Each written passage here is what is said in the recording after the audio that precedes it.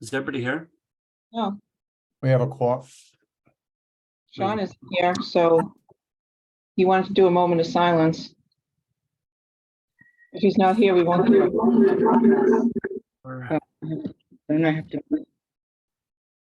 who's You- that? 1, 2, 3, 4, 5, 6. Okay, 5. You good? It's just here. Peter.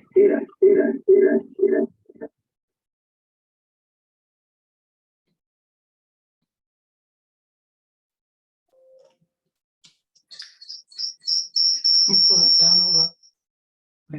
Pull that over. Okay. Now you're muted. Make sure you- Over here. Okay. Can you guys hear us? Yep. Excellent. Okay, we're live.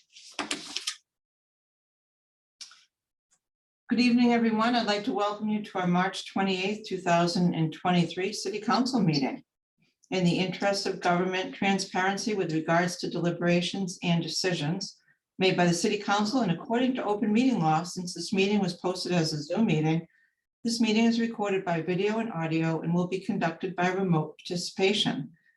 Additionally, all votes taken by the City Council during this and future remote meetings will be made by roll call vote. If you're calling in on a phone, you can press *9 to request to speak. If you're watching on a computer or device, there's a raised hand button that you can tap or press to request to speak. Please use either of these options during oral communications to be recognized to speak. I'd like to read our non-discrimination statement opener for City Council meetings. It's the finding of the City of Gloucester that no individual should be denied equal treatment or opportunity because of their age, ancestry, color, disability, including intellectual and developmental mental disability, family status, immigration status, gender identity or expression, military status, marital status, national origin, race, religion, sex, or sexual orientation. I'd like to announce the names of the city councilors that are on the call. My name is Val Gilman. I'm the Ward 4 City Councilor and I'm the Council President. Next, I'd like to introduce Jason Groh, at-large councilor, Scott Memard, Ward 1 City Councilor, Tony Gross, at-large councilor, Jeff Worthley, at-large councilor, Frank Majota, Ward 3 City Councilor, Jamie O'Hara, at-large councilor, Tracy O'Neill, Ward 2 City Councilor, and Sean Nolan, who is the Vice President of the City Council and also Ward 5 City Councilor. Good evening, Sean. And I'd also like to introduce members of city staff. First of all, to my left is Joanne Sinos, our city clerk. We're at the Harbor Master. Text Val, we can't hear. Excuse me, can we hear? Is everything okay? And we also have Chad Johnson. Hold on.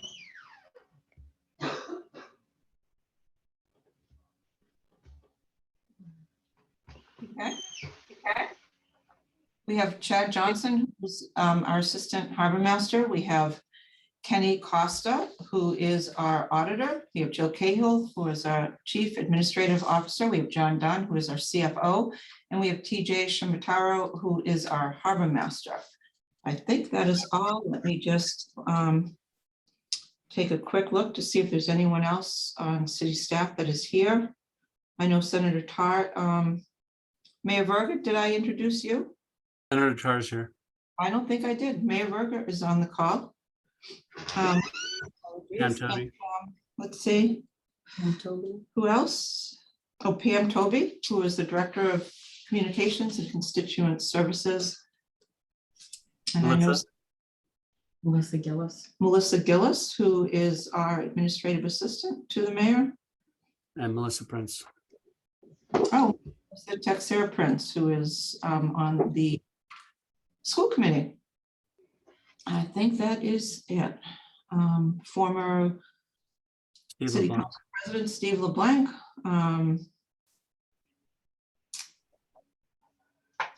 John McCarthy, former member of the council, former police chief. So, and Ed Conley, who is our police chief. So I think we're ready to move to our next order of business. First order of business, oral communications. Before we do that, I'd like to ask Counselor Nolan if you would do the moment of silence for Jerry O'Neill. I'd like you to lead that, if you would. Thank you. Thank you, Madam President. We lost a really good one in the last week, and with Jerry O'Neill, who has done so much for the community, not just Magnolia, but in general, with the school department, working with school, with athletics, and all his services to our country. It's sad to see him go. It was always a pleasure to see him at all times walking with his wife around the town. And I just think that we really should recognize everything he's done in silence, because that's the way he worked, was just to do things and to do things right and quiet. So councilors, let's have a moment of silence for Jerry O'Neill.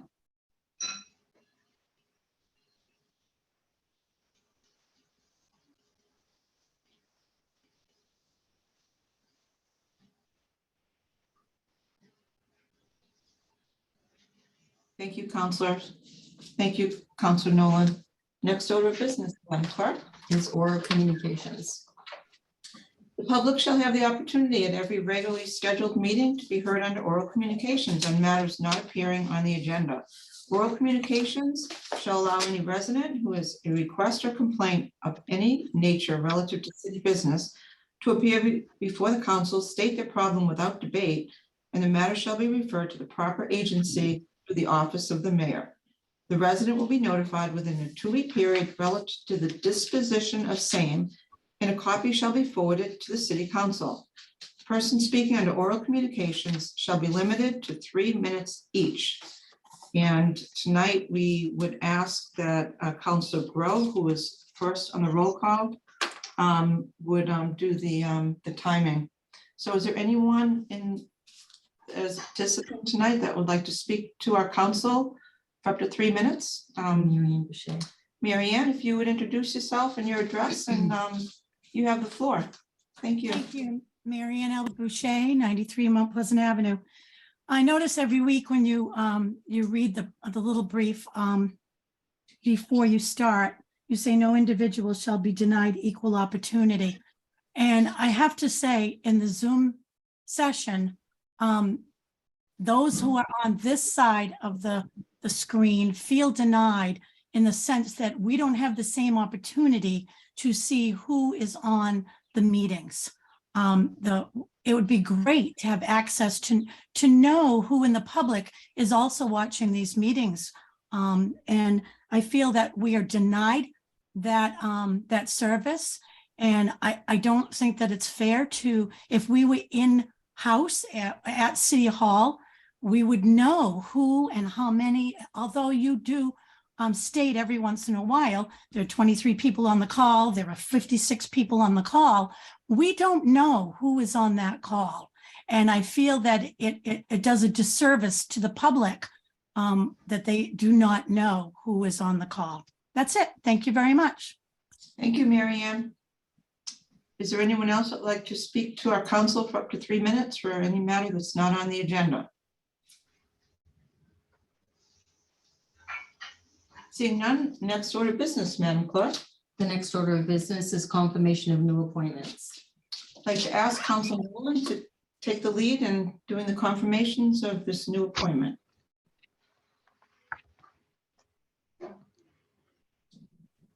So I believe we have Brian Clark for the unexpired term on the Waterways Board. Brian, you here tonight? I am. Can you hear me? Hey, Brian, how you doing? Good, thank you. Hello, everyone. If you could just tell the council a little bit about yourself and why you'd like to be involved with the Waterways Board, that'd be excellent.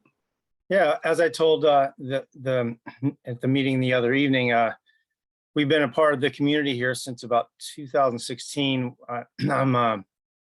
a certified prosthetist orthotist. I work at the Cummings Center for Cornell Prosthetics and Orthotics and Prosthetics. I make artificial limbs and braces, medical business. My wife's a physical therapist, and we raised our kids in upstate New York in Saratoga County. And then our kids started coming to college here. My daughter went to Gordon and graduated in 2018, and my sons, her younger brothers, played lacrosse at Endicott. So we became addicted to driving Route 90 from Albany and watching lacrosse games, and just really fell in love with the area. We actually bought a condominium in Magnolia, where I'm sitting now in my house, actually, but in Magnolia, we bought a condo, and my daughter lived in that, and that's a little condo on Lexington Avenue. And we just, every weekend we're here, and we just became a part of the, started making more friends here than we did in upstate New York.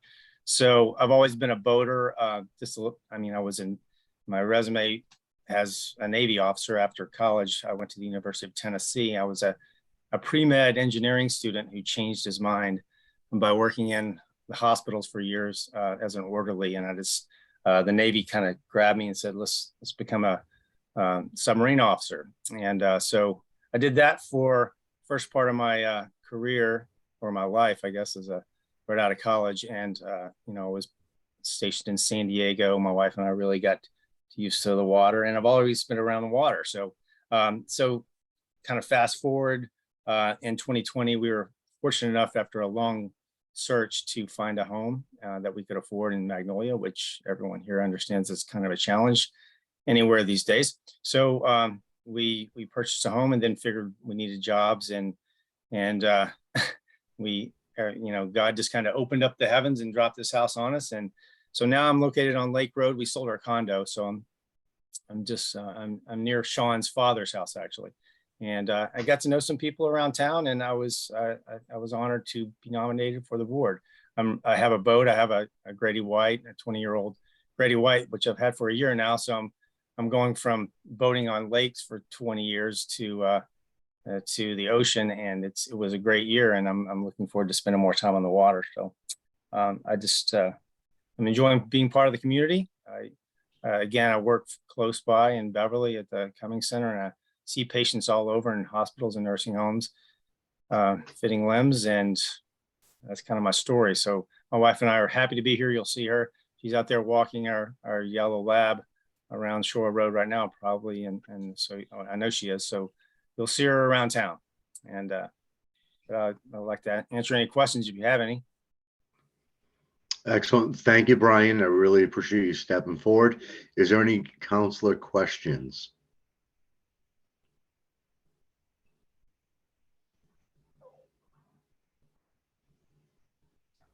All right, seeing none. Brian, thank you for stepping up. It's important to have a person from our community on the Waterways Board. And with your Navy experience, I'm really happy to support you tonight. So with that being said, we'll read the motion. On a motion by Councilor Majota, seconded by Councilor O'Hara, the Ordinance Administration Committee voted by roll call, 3 in favor, 0 opposed, to recommend that City Council appoint Brian Clark, fulfilling an unexpired term, to the Waterways Board, term to expire 2/14/24, and I so move. Second. Motion's made by Council Nolan, and seconded by Council Worthy. Is there a discussion, councilors? Seeing none, roll call vote. Council Grow, Yes. Council Majota, Yes. Council Memard, Yes, and welcome to our community, Brian. Council you. Nolan, Yes, and thank you, Brian. Council O'Hara. Council O'Hara just gave a thumbs up. He's muted. Okay, he's muted. Can you unmute yourself, Councilor O'Hara? You can't, okay. So we all saw the thumbs up. Council O'Neill, Yes. Council Worthley, Yes, and thank you, Brian. Council Gilman, yes, and Council Gross. Yes. The yeses have it. 9 in favor, 0 opposed. Counselor Howard just unmuted. Oh, Council O'Hara, He said yes. you just said yes, Yes. thank you. Welcome, Brian. Appreciate it. Next Thank you order, very much. Madam Clerk. The next order of business is the consent agenda. Councilors, would anyone like to remove any matter off the consent agenda? Seeing none, would someone like to approve the consent agenda? So moved. Second. Moved by Council Grow, seconded by Council Worthley. Roll call vote. Council Yes. Grow. Yes. Council Majota. Council Memard. Yes, Council Nolan. Council O'Hara. Council Yes. O'Neill. Yes. Council Yes. Gilman. Council Gross. Yes. Yeses have it, 9 in favor, 0 opposed. Next order of business, Madam Clerk. The next order of business is old business, a correction of a Scrivener's error on the March 6, 2023 ordinance and administration meeting minutes. And I'm going to turn that over to Councilor Nolan, but I just wanted to mention that this matter was added to the agenda this afternoon, and it was not reasonably anticipated in that the March 6, 2023 O&A minutes previously approved needed to be amended to correct a Scrivener's error. So Councilor Nolan, as Chair of O&A, I'll ask you to make the motion to amend. I'd like to motion to amend the correction of a Scrivener's error on March 6, 2023, the ordinance administration minutes. For background, we had referenced the Budget and Finance Committee on the O&A reference, which was a little bit confusing because we actually had 2/3 of the committee from the Budget and Finance there at the time. So it worked its way into the paperwork, but I do want to assure that that was an error and that it should have stated that it was for a vote by the Ordinance and Administration Committee. Okay, so councilors, on page 13, we're deleting budget and finance, we're referencing and inserting ordinances and administration. Is there a second to Councilor Nolan's motion? Second. I think I heard Councilor O'Hara. So we have a motion from Nolan and seconded by Councilor O'Hara. Roll call vote. Councilor Grow, Yes. Councilor Majota, Yes. Councilor Memard, yes, Councilor Nolan, Yes. Councilor O'Hara, Yes. Councilor O'Neill, Yes. Councilor Worthley, Yes. Councilor Gilman, yes. Councilor Gross. Yes. Yeses have it, 9 in favor, 0 opposed. Thank you. Next order of business, Madam Clerk. Is the Budget and Finance Standing Committee report of March 23rd. So Councilor Memard, you have the floor, BNF Chair. yes. We have one item from Budget and Finance Committee for your consideration tonight, other than the public hearing on the police station renovation, which we'll get into very shortly, I hope. And we unanimously approved the Budget and Finance Committee, 3 in favor, 0 opposed, to recommend that the City Council accept various cash donations under Mass General Law 4453A, supporting the Council on Aging in a total amount, aggregate amount of $1,240. And this is from the following members within our community: Joanne Libro, Mary Ann Shula, Ron and Joan Gilson, Maureen Masciola, Marie Mueller, Marilyn Grant, Sherry Favaloro, Fred Cowan, Joel Crocker Monroe, Mary Benham, Norma LaCeppola, Norma Silva, Doan Cutting, Elizabeth McDonough, Claire Tomlinson, Marilyn Grant again, Jerry Favaloro again, Kathleen Bach, Connie Condon, and Jose Maligno, with a total again of $1,240 for the senior center. And I so move. Second. Motion was made by Councilor Memard, and I believe it was Councilor Nolan. Yes, Councilor Grow. Councilor Grow, thank you. Any discussion? Seeing none, roll call vote. Councilor Grow, Yes. Councilor Majota, Yes. Councilor Memard, Yes, Councilor Nolan, Yes. Councilor O'Hara, Yes. Councilor O'Neill, Yes. Councilor Worthley, Yes. Council Gilman, yes, and Council Gross. Yes. The yeses have it, 9 in favor, 0 opposed. Next order of business, Madam Clerk. Is the Ordinance and Administration Standing Committee report of March 20th. Council Nolan. You are muted. We have no items before us tonight for this. Thank you, Counselor. Next order of business, Madam Clerk. The Planning and Development Standing Committee report of March 22nd. Council Grow. Thank you very much, Council President. We have no action items. I just wanted to alert folks to 2 events that we've approved road closures for. May 13th, coming up, the Gloucester Education Foundation Arts Festival. It's going to be around downtown area, City Hall, and various other locations. There will be food trucks there, so it's going to be a party. And then the Magnolia Farmers Market will be beginning on Lexington Avenue on June 4th. Running through the summer, missing both July 4th and Labor Day weekends, but resuming and finishing up on October 1st, 2023. Again, that's on Lexington Avenue from 10 a.m. to 1 p.m. on Sundays. So if you're interested in vegetables, that's the place to be. That's it. Thank you, Counselor. Next order of business, Madam Clerk.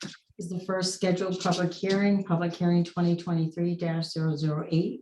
Loan order 2023-001. Loan authorization request in the amount of $19,300,000 to pay costs associated with the renovation of the Gloucester Police Station and Courthouse facility. I'd like to open the public hearing. And we'd like to hear from the administration. Who would like to go first? I will, Madam President. Mayor Greg Verga, Verga. Mayor Verga, Greg, I know who I am, Greg Verga, Mayor Gloucester. I'm going to start with just some quick introductions. Listed as attendees right now. So the list I'm about to give are people who may be able to answer questions as we move along, or who will be helping me out with the presentation. As attendees, we have Neil Joyce and Scott Lepker from our owners, they're our owners project manager. From Dorr and Whittier, we have Brad Dorr and Chip Heitkamp. WT Rich, we have John Rich, John McCarthy, former police chief and member of the building committee, Ed Connolly, current police chief, Chris McQuaid, who is on the building committee and works for the court system. And then as panelists, Jill Cahill and John Dunn. So this project, as you may recall, has been on and off your agenda for the last few months. The holdup we had was we were trying to find out what kind of commitment we could get from the courts. Now, this project began in about 5 years ago. April 2018 was the first loan order that came through the city council. And at that time, they were looking at HVAC upgrades and a window project. The project began to balloon as as the scope began to creep. It also invoked a lot of ADA requirements. So when I got here as mayor in January of 2022, it had been up to about $12 million. And that's when I said, hey, what's going on here?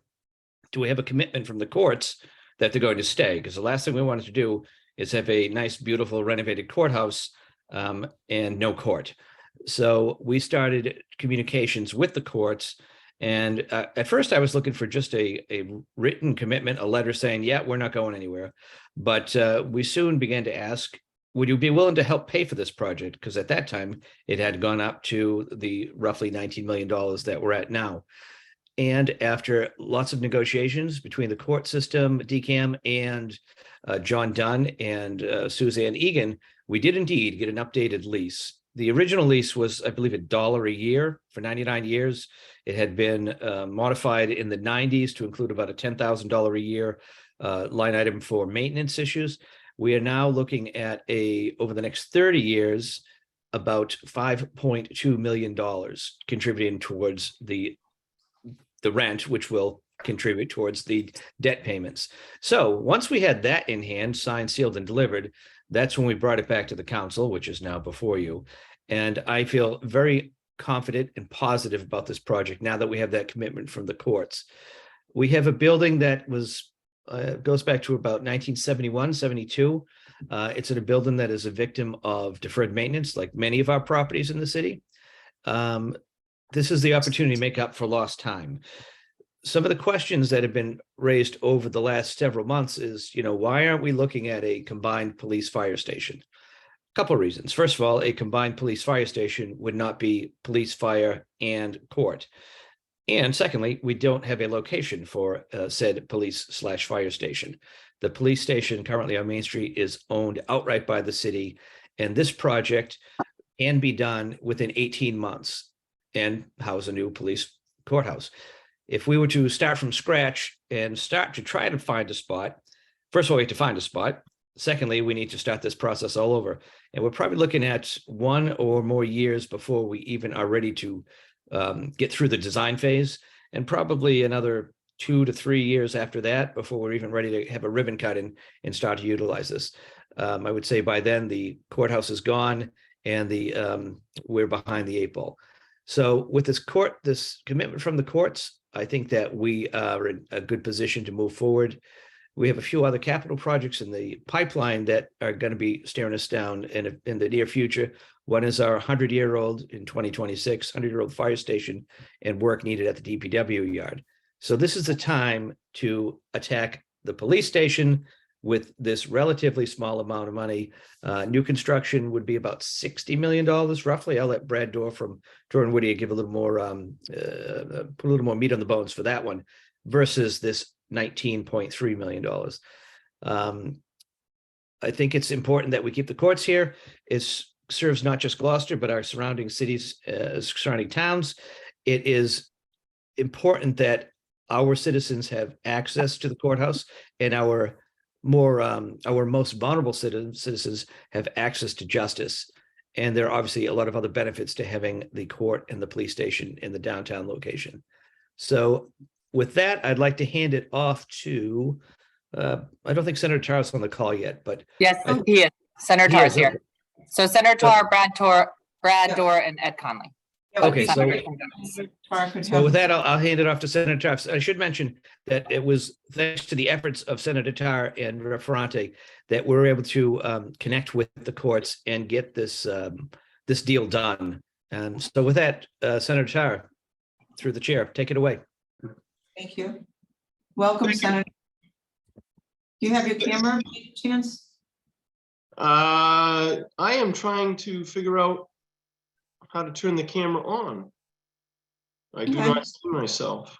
You're a panelist, so you should be able to. Yeah, I thought I would be able to. Love to see you, but if we can't, we'll have to hear you. You know, there's probably an interesting punchline in there, Madam President, somewhere, but I won't pursue it. So rather than take up valuable time in trying to figure out the audio visual component of this Zoom meeting on my end, I will just, if I can, indulge you for a few minutes relative to the matter that now pens before the council. And I also do so bringing the best wishes of Representative Ferrante as well. But Madam President, I want to follow on what the mayor said. And from my perspective, we are certainly at a pivotal point with regard to the future of this courthouse being in Gloucester. And that is because obviously we've reached the point where significant renovations are needed. And the only location where the courthouse, in my humble opinion, could and should remain is on Main Street in Gloucester. And over the years, I think all of you know, particularly over the last probably 10 or 15 years, there have been a couple of proposals to be able to close this court and relocate it. And I think that would be incredibly unfortunate and disadvantageous for the people of Cape Ann. Having the court on Main Street is something that both Representative Ferrante and I have held as a priority for a very long time. And we have consistently worked to be able to keep the doors open and to keep the facility on Main Street. And that's important for a number of reasons. Number one, it's important to our criminal justice system that we have access to the courts for our local police departments so that they don't have to travel outside of the community to be able to pursue justice. But it's also important for defendants and defendants being able to have access to their day in court and have it be here locally.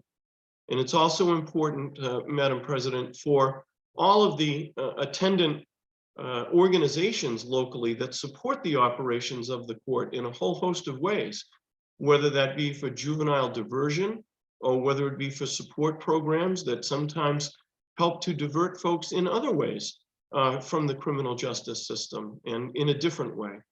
But in addition to that, Madam President, it's important to remember that the court also serves a number of civil functions, from businesses being able to pursue small claims to individuals being able to pursue small claims. And being able to do that on Main Street, on Cape Ann, is very important. We also move to other areas that are critically important, whether it be someone who is seeking a protection order, a so-called 209A, or other kind of restraining order, to folks who may need to seek or be the subject of petitions under Section 12 or Section 35 relative to their own well-being or a matter of substance use disorder. All of these things take place in our local court. And it's important that the court continue to be integrated into the community with a physical presence in the community and with the ability to serve the community without transportation becoming an obstruction or an impediment. And so keeping the court on Main Street is absolutely critical. Now, along those lines, it's also important that we have a police station that meets the needs of those who make sacrifice to defend us and protect our safety 24 hours a day, 7 days a week.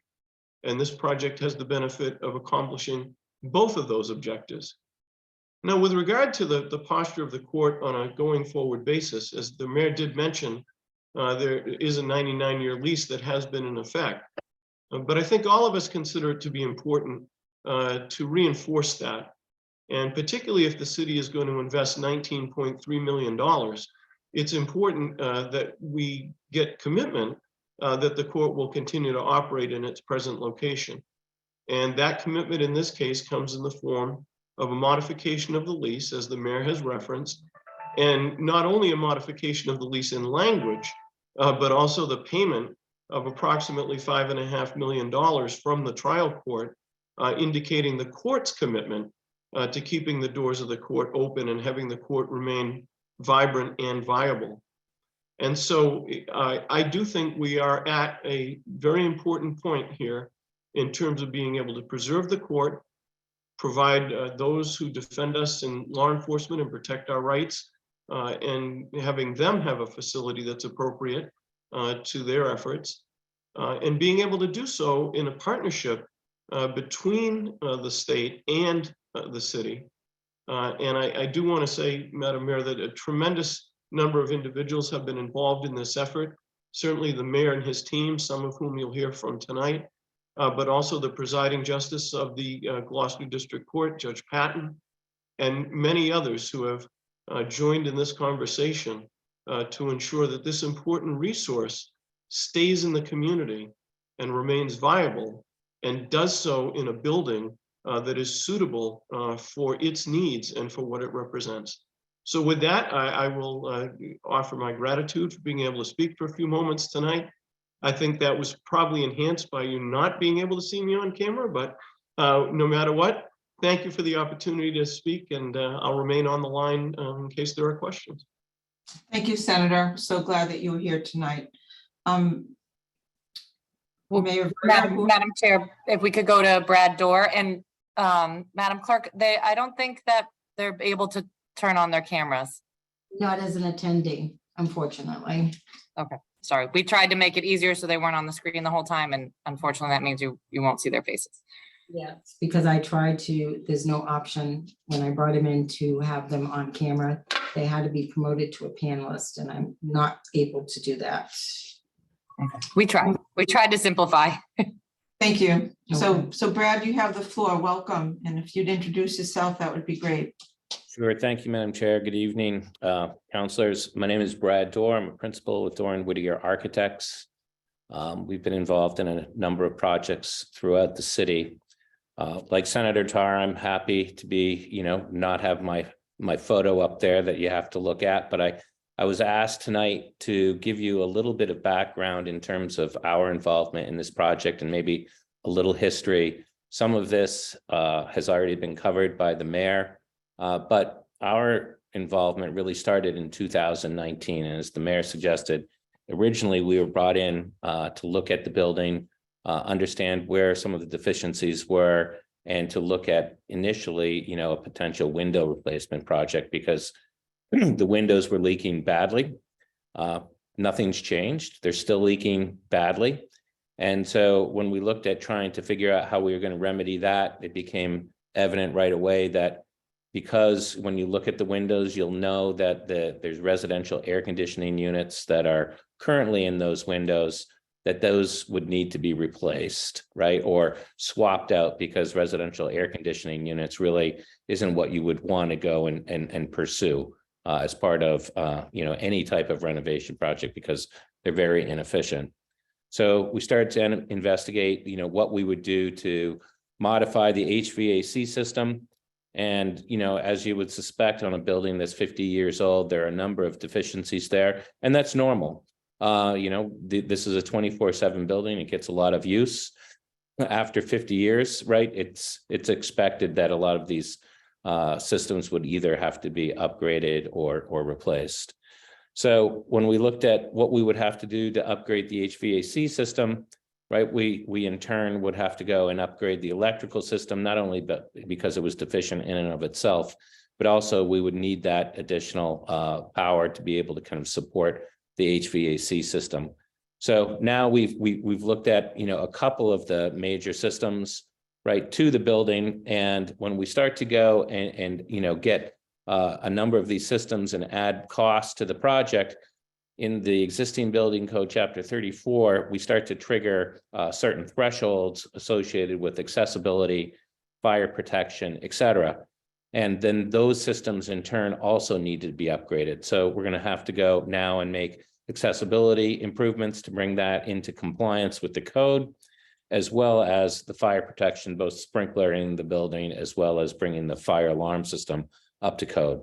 So just like, peeling an onion, as I said at BNF the other night, what ends up happening is we're doing, a significant amount of intervention into the building.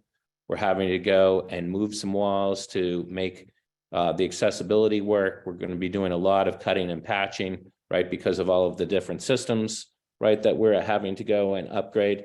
And at that point in time, we also started to look at, because the intervention was going to be significant, maybe it's time to go and look at some of the more functional aspects that also should be addressed. So things like going and having appropriate women's locker rooms and bathrooms in the facility, security and safety concerns that have been asked for by the building department for a number of years.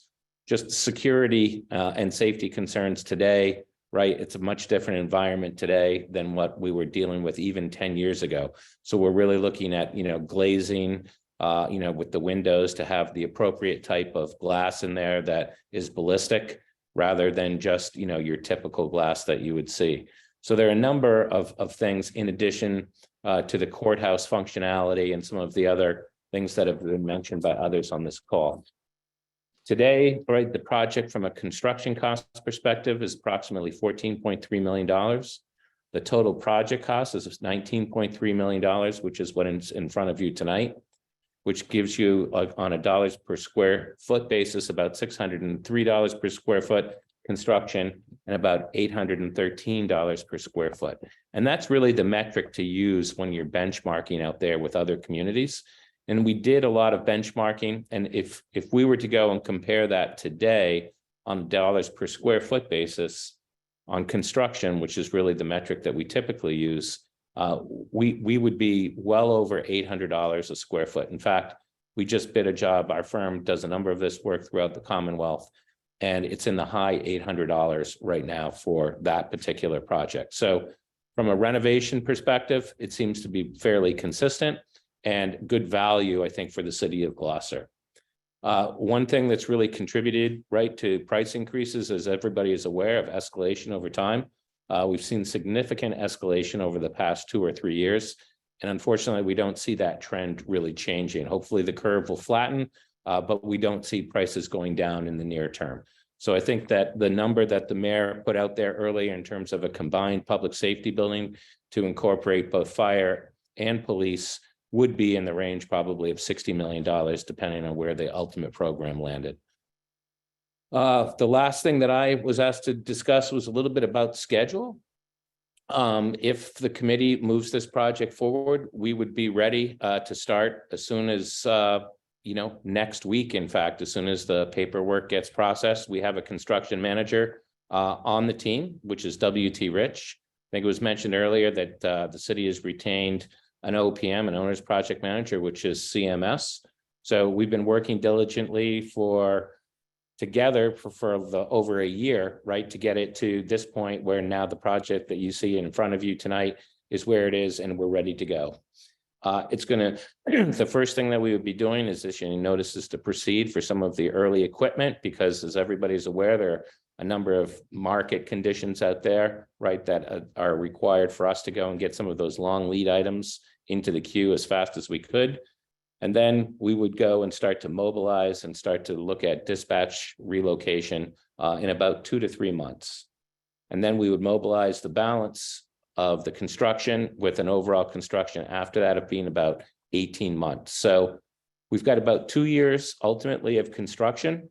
We've got a project that seems to be a good value overall for your community at $19.3 million. And I'm happy to answer any questions that you may have. Madam President, so to wrap up our presentation, we have Police Chief Ed Connolly. As I mentioned earlier in my presentation, we have a number of people as attendees and as panelists who stand by to answer questions when you get to that portion of the hearing. So with that, Terrific. Chief through you Conley, up. floor, thank you. Good evening, Madam Chairwoman, city councilors. Thank you for having me here tonight. Apologies, I can't use my camera to paint a picture. I'm sitting in my office right now. Give you that mental image. I don't think I'm here tonight. I don't think it's in dispute that the conditions of the Gloucester Police Station and courthouse are not in long need of improvement. And I'm sure Chief McCarthy, who's also on this call, could elaborate on some of the various mishaps and unsanitary events and in general poor working conditions that have existed over the years. But in the 4 years that I've been the chief of police here, I have witnessed several of these types of incidents that our men and women, both sworn and non-sworn, have to work within on a daily basis. These include, just to kind of highlight a few, they include water finding its way into the roll call room, detectives' space, several offices, and in the basement, breaking pipes, which recently caused damage and mold to our record storage facility. We recently had a toilet leak from the upstairs courtroom bathroom that it leaked actually directly into our hallways down here.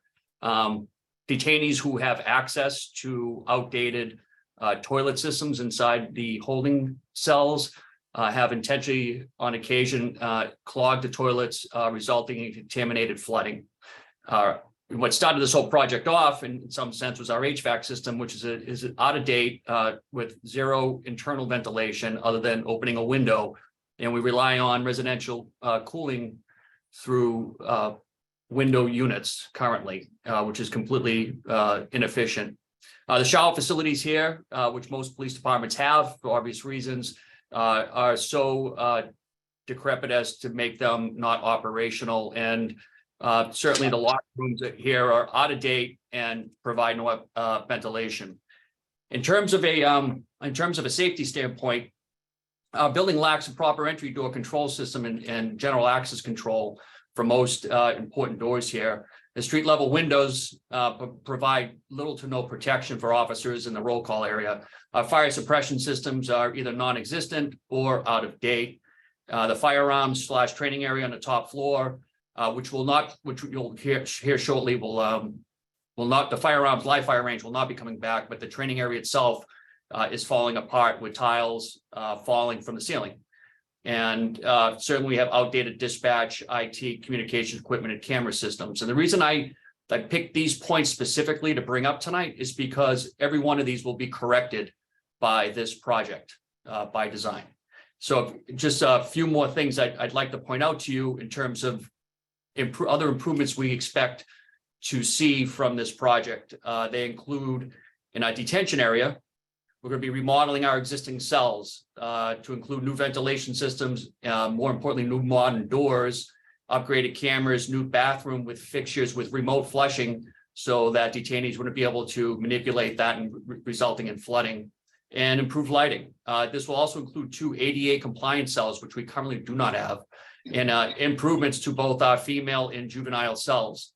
The redesigned booking area where officers bring in arrestees to process will now have what we refer to as a safe zone or an officer-only zone, meaning that detainees will stay on one side of a wall, sort of think about any kind of, we walk up to have service at City Hall, or they'll remain on one side of that. Everything we need to do to process them does not require them to come onto the same side of that wall as the officers on. That's a significant increase in officer safety for that area. Also, we'll be creating a secure area to conduct interviews and interrogations of people who are under arrest for serious and violent crimes, such as, say, domestic violence. Currently, the practice is the detectives that are investigating that, or the officers investigating, they bring them upstairs into our actual station, the workspace of our station. So it's access to dispatch, access to roll call, access to locker rooms, and they conduct interviews here. Now, it's done in a certain way to make it as safe as possible, but it's not optimal for sure. And, the electronic control access to all those doors in the secure facility will increase the security, because right now they don't really exist. If someone were to break away while in custody, they could simply run up the stairs and into the main police station area, which is another unsafe condition. Something that some of you who have been here, I'm sure, have noticed is our very unwelcoming entryway here at the police station. I told a story during DNF that I've told a couple of times before, when I first became the chief here and really didn't know many people and came from my first time walking into the station. I had to walk in through that entryway and stand on the one-way glass and pick up a phone and try to figure out what number to call, and no one answered and no one came. I'm pretty sure they all knew I was there and, were playing along, but it was uncomfortable for me to be in that position. Like, I only imagine what it feels like for a citizen coming in who's probably already in distress over some incident to report something and have to kind of come through the entryway. So the new design will remove that outer glass barrier. Will create a more inviting window and intercom system to interact with the police officers behind the glass, create an inner space here, secure space with just inside the police station, where people coming in, victims coming in with sensitive topics they want to talk about, they don't have to do that out in the hall, out in the main area. We can bring them into a secure area where they won't have access into the full police station, but it's a safe, quiet place for them to share their account with a police officer. We'll be moving our records access that's now currently housed within the police station to a front forward public facing window right near the dispatch window for convenient access to crash reports, firearms licensing, and general reports that people need. So those are some of the big improvements, particularly around safety and our interaction with the public. We will also be, as I stated earlier, redoing the training space that's on the top of the station. It was forever a live fire range. The cost to bring that live fire range into modern safety and HVAC standards is a lot. It's north of $1 million. So what we chose to do in this project was to, first of all, clean up that area, make it usable, connect HVAC to it, and make it into a training area. And then within that training area is a perfect location for a system that's called the Milo system. And the Milo system is it's a screen, like a movie screen, which we project various scenarios that we can control, trainers control, and you have firearms, but they're not actual firearms. They're actually laser guided handguns and rifles and shotguns, whatever type of systems you have in your particular department. And you can run through these scenarios, and they're typically referred to as shoot, no shoot type scenarios, where officers need to make quick split-second decisions about using deadly force, which of course is the highest impact type of situation any officer could find themselves in, and certainly any community could find themselves in. And not to go too far down the wormhole on the science behind this, but the only way that we know to train human brains to make those quick decisions and make them as accurately as we can, given a certain circumstances, low light, perhaps a lot of other noise and factors and variables, is to train that all the time. Currently, we do it twice a year during live fire training. And of course, everybody gets it in the police academy, but it's certainly not adequate enough. This system would allow our firearms instructors who are dispersed in most of the shifts to access that area and actually pull officers on a quiet night and train them while they're on duty, thus, saving money, training types funds. So it's a lot more about that. I won't get into tonight. I'm happy to answer any other questions you have. I think that about covers it for me. Thank All you, right. Chief. So I think that concludes our major presenters, and at this point, I'd like to see if there is anyone that would like to speak in favor of this for up to 3 minutes. If you would raise your hand and we'll bring you in. And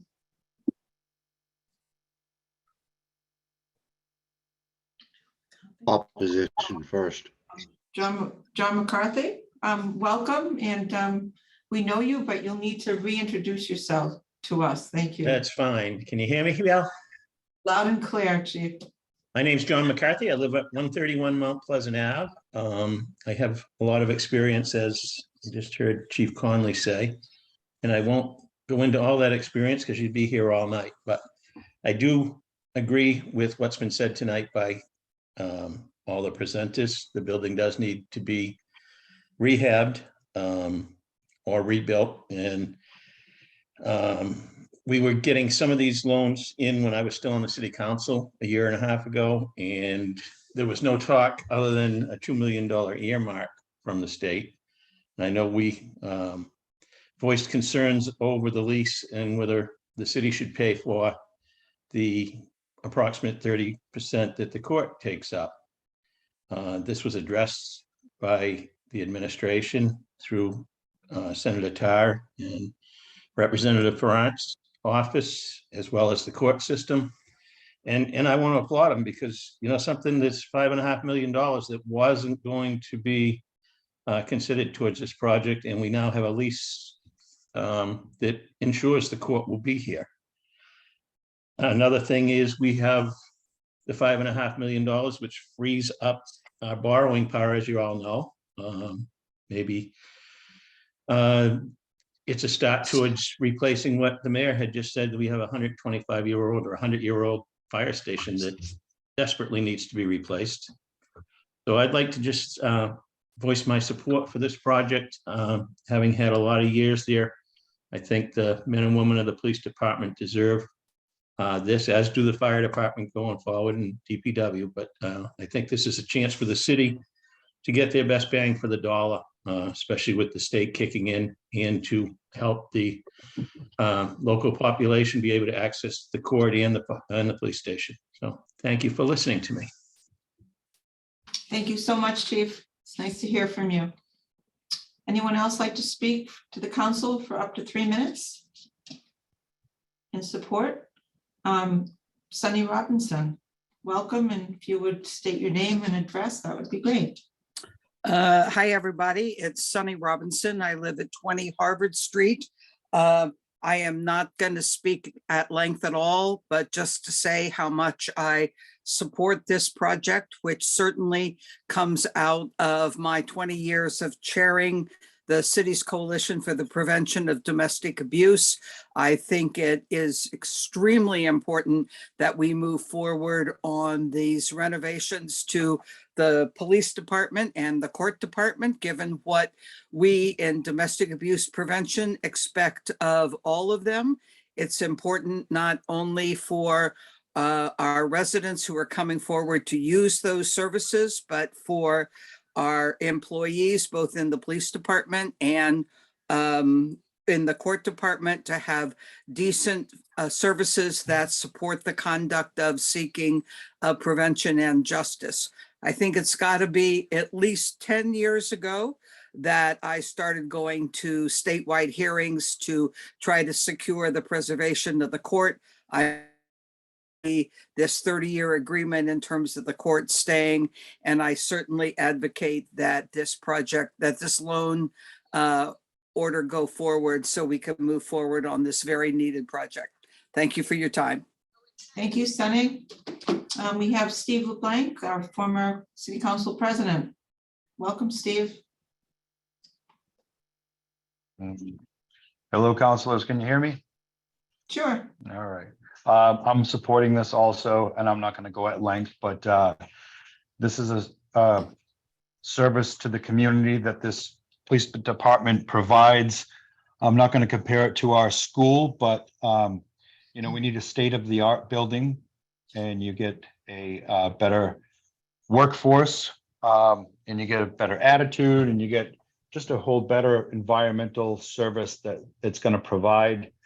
So I support this 100%. I think our police department and our city deserves this. I've been in it dozens of times, nothing bad, all in good measures. But it is very, very old and dated building, and brick and mortar is hard to update. So 100% I support this. Thank you. Anyone else like to speak to the council for up to 3 minutes in support of this loan order? Seeing none, anyone like to speak in opposition?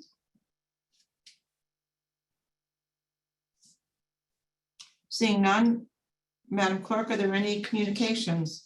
There are no communications that came in by the 72-hour deadline, but I believe the council has received 2 communications emails that you have that were distributed to you.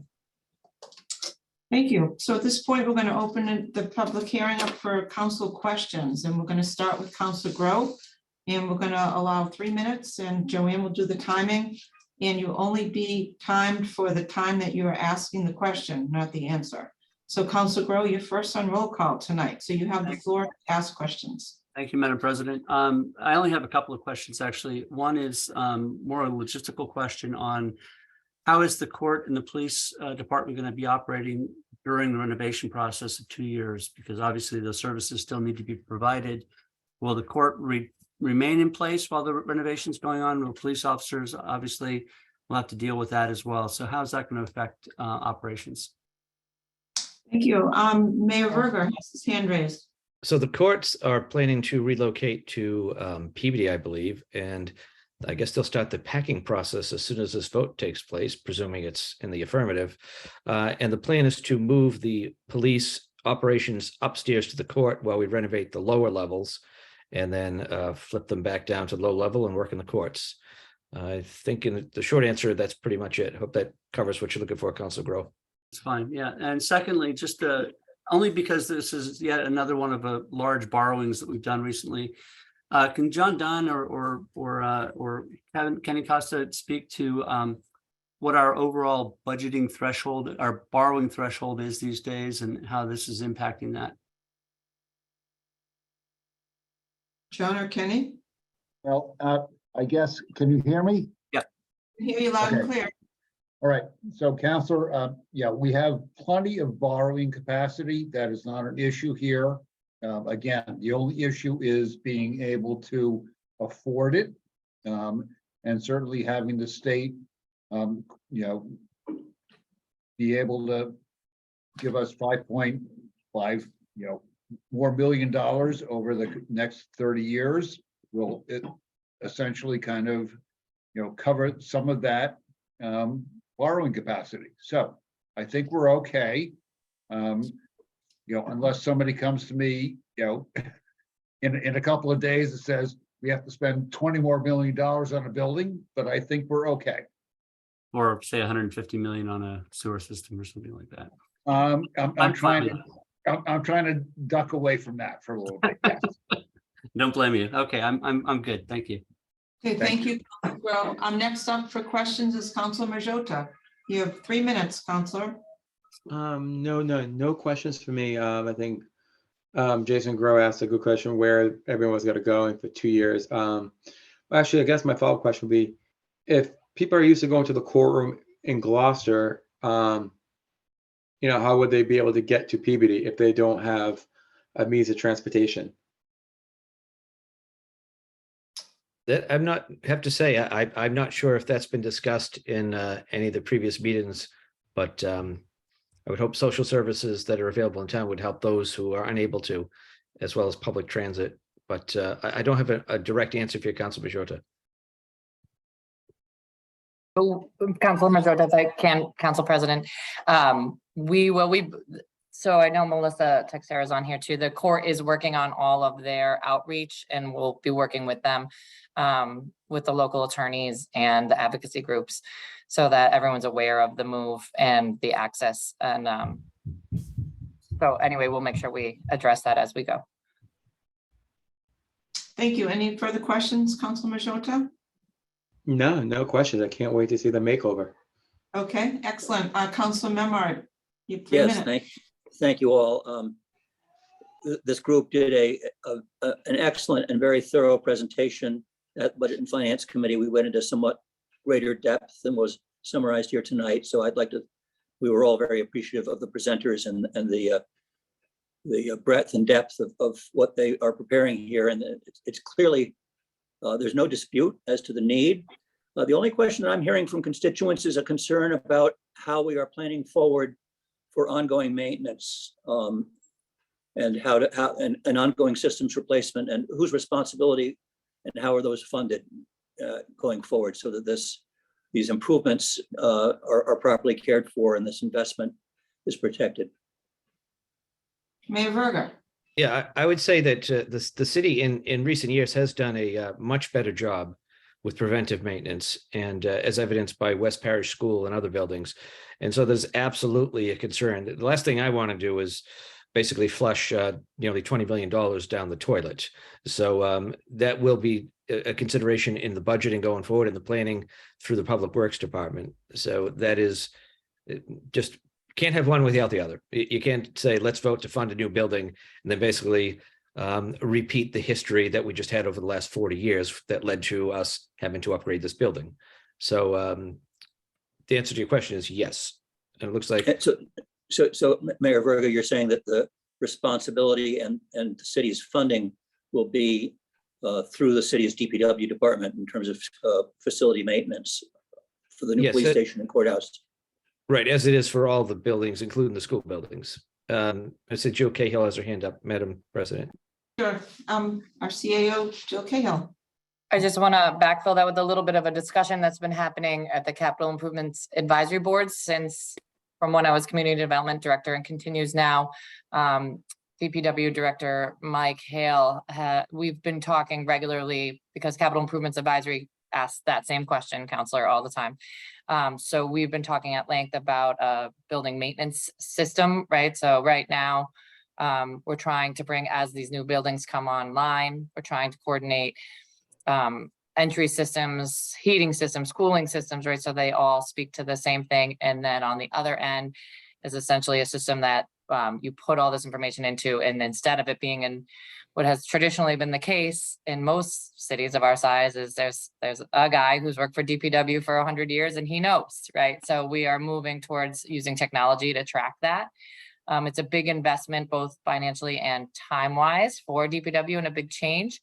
But I think, and Chief McCarthy sits on the CIAB, so he's heard a bit of this. I think you will be seeing some movement in that direction in the next couple of years so that we can bring, I mean, with all these new buildings between West Parish, the new East Veterans School, this improvements, it's going to be really important that we start to automate it and coordinate it. So the thought is there. And then the question is, what's the software and how do we want to do that? But we have the right people in place between Ryan Knowles and Mike Hale and Joe Lucido and a really strong CIAB to support that. So I think you'll probably see that coming in front of you also.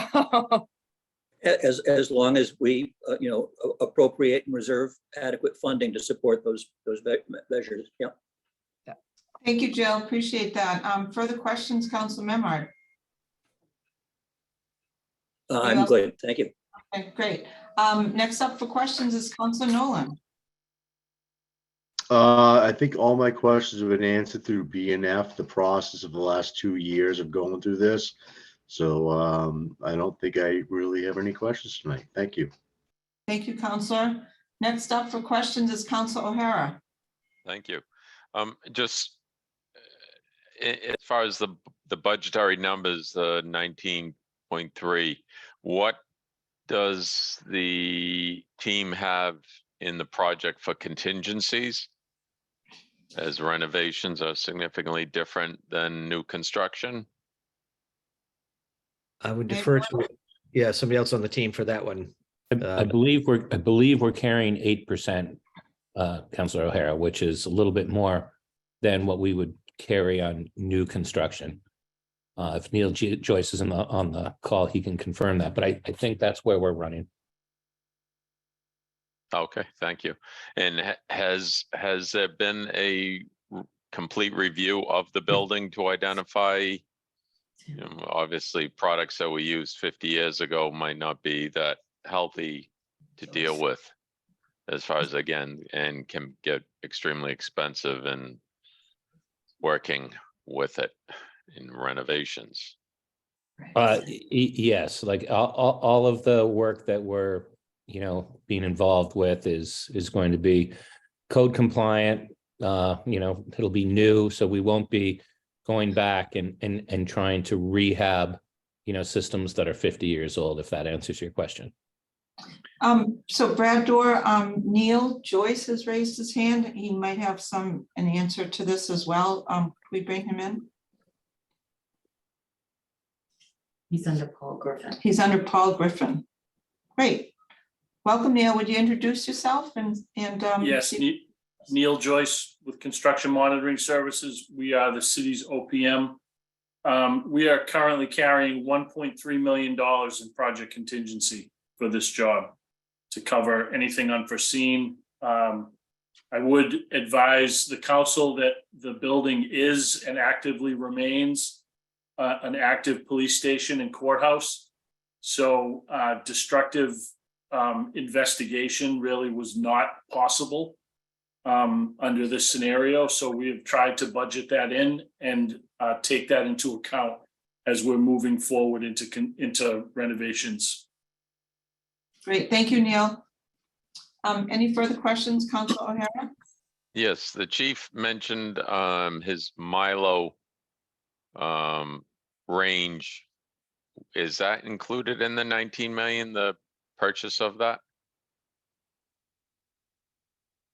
Chief Conley. I believe that question was asked at BNF, and Neil, I believe your answer was that is correct. It is included. Yes, it is. Perfect. Thank Thank you, you. Chief. Thank All my Neil. questions are answered. Thank you. Thank you, Councilor. Next up for questions is Councilor O'Neill. Thank you. I just have some numbers questions. I want to make sure I have this right.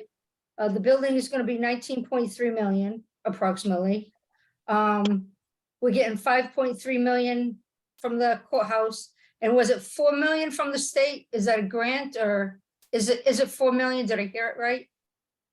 And is that a grant or a loan or what? No, it actually, the math on the courthouse lease works out to be just under 5.2 million. Okay. There's no 4 million from the state. Senator Tarr did get $2 million appropriated into a bond bill, but he has some work to do to get it out of that bond bill and into our checking account. But right now, what we can count on is the 5.2 roughly over the next 30 years through lease payments. Thank you. And the bond bill, will that be one big check or will that be over a period of time? That be if Senator Trasko on the line, he can answer that. But typically, I believe the money comes in a chunk. But That's correct, Mr. Mayor. And I failed to mention this earlier, and I should have. So a few years ago, I worked on inserting an earmark into a bond bill, a general obligation bond bill for $2 million for the courthouse. And the reason for doing that was twofold. Number one, to try to secure some additional resources for the city, but also to secure in a bond bill another form of state commitment to the courthouse remaining open and operating. As I think many on the call know, or the meeting may know, and some may not, a bond bill is a two-step process where the legislature authorizes the governor to borrow for certain items, but the governor must then choose to actually conduct that borrowing and distribute the proceeds from it. And so in this case, we've been through the first step, which is that we've set the stage for the administration to borrow that money and distribute it to the city. But we would still need to get the administration to agree with that. And so we are working on that, Representative Ferrante and I.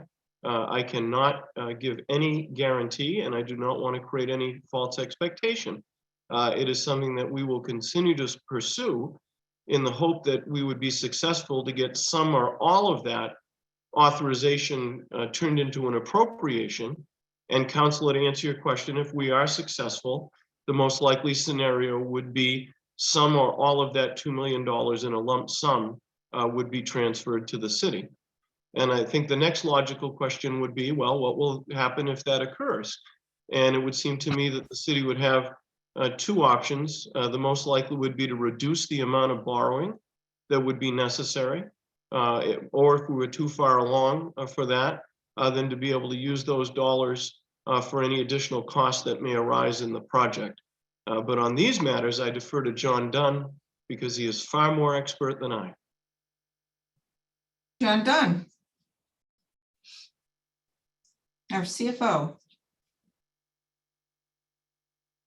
So depending on when and if the money comes in from the state, generally we borrow at the very end of the project, and we will just kind of see how it works out. So we're very hopeful that Senator Tarr will be able to deliver the goods, and we will be very, very happy to receive them. And again, as we go into the end of the project, we will issue permanent bonding for whatever is left. Thank you. Thank you very much. Councilor O'Neill? Yep. Thank you, Senator Tarr and John Dunn. Thank you. I have one more question. Because the building is so old, I guess this would be probably for Brad Dorr. Do you suspect that you'll run into asbestos? And if so, would it be safe for the police department to be upstairs while you're removing asbestos downstairs?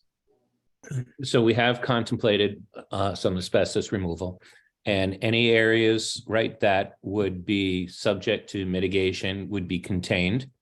And so, the areas where we would actually have people working would not be subject to any cross-contamination as a result of the mitigation. Okay, thank you. That's all I have. Thank you, Councilor. Next up is Councilor Worthley. You have 3 minutes, Councilor. Thank you, Madam President. I came into this with lots and lots of questions. Fortunately, Councilor Memhard was able to entertain those at our Budget and Finance meeting. And I asked, I think it was 12 questions, and the answers were very satisfactory. And so it wouldn't even be appropriate for me to ask additional questions. I take this seriously, and our recommendation was unanimous. So I don't have new questions since Thursday, but thank you. Thank you, Councilor. Next up is me, but I'll ask Councilor Gross to ask his questions first. Like Councilor Worthley, all my questions were answered at BNF. So they did an excellent job, as they did tonight, on presenting it. Very comprehensive, easy to understand, and proved the justification for this funding. Great, thank you. I have one question only, because I too attended that BNF meeting and the presentations were very informative. Chief Conley, if we were to expand the amount of females on our police team, will we have the flexibility to increase lockers? And is that something that we can take into consideration as we further do the specific layouts? Just want to make sure. I saw that you recently hired some extra women patrol people and just wanted to check. Yeah, certainly, Madam President, it would be the current layout for the female locker room is an extraordinary improvement on what they have. But it is limited to, I believe, 7 lockers. We have 3 female sworn police officers currently with the latest edition, and they would require us to double the size of sworn officers in order to females, which I'd love to see happen, but not just here in Gloucester, but nationwide, it's not trending that way. We would be looking at some time for that to happen. But if, just say it did happen, and we would make other arrangements, it would probably require, people, not everybody requires a locker here at the Gloucester Police Department. Several administrative staff have offices. Some officers who are assigned to specialized assignments have offices in other facilities. We have a community impact unit space where I assume if we had more females, we'd have more females distributed through specialized assignments, so they wouldn't necessarily all require a locker. So I'm comfortable. I mean, obviously, if I could wave a magic wand, we'd add more square footage and we could have everything we ever wanted. But given the constraints and the cost, I think this is a great doable plan and design. Thank you, Chief. So that concludes my questions. Does anyone have a follow-up question that they would like to ask? Raise your hand if you do. Seeing none, we're ready to close the public hearing. Public hearing is closed, and I'd like to ask Councilor Memard if you would do the committee report. Thank you very much, Madam Chair. Budget and Finance, on a motion by myself, seconded by Councilor Gross, voted 3 in favor, 0 opposed, to recommend that the City Council approve the loan order as follows. Ordered that the City of Gloucester appropriates $19,300,000 to pay costs associated with the renovation of the Gloucester Police Station and Courthouse facility, including costs incidental or related thereto. And to meet this appropriation, the Treasurer, with the approval of the Mayor, is authorized to borrow said amount under and pursuant to Mass General Law, Chapter 44, or pursuant to any other enabling authority. The Mayor and any other appropriate official of the city are authorized to apply for, accept, and expend any grants or gifts that may be available to the city to pay costs of the projects. Any premium received by the city upon the sale of any bonds or notes approved by this vote, less any such premium applied to the payment of costs of issuance of such bonds or notes, may be applied to the payment of costs approved by this vote in accordance with Chapter 44, Section 20 of the general laws, thereby reducing the amount authorized to be borrowed to pay such costs by a like amount. And further ordered that the Treasurer is authorized to file an application with the Municipal Finance Oversight Board to qualify under Chapter 44A of the general laws, any or all of the bonds authorized by this order, and to provide such information and execute such documents as the Municipal Finance Oversight Board may require for these purposes. And I so move. Second. I heard Council Memard made the motion. I think it was Council Gross that I heard do the second. Is there a narrative before we begin the discussion, Councilor Memard? I think it's fair to say, as both other Budget and Finance Committee members have also said, we asked a broad range of in-depth questions at Budget and Finance, the subcommittee meeting. And the mayor and the team on behalf of this project have put a lot of time and work into it over the years. This has been a long time coming. And we were all very satisfied that this project's time has now come.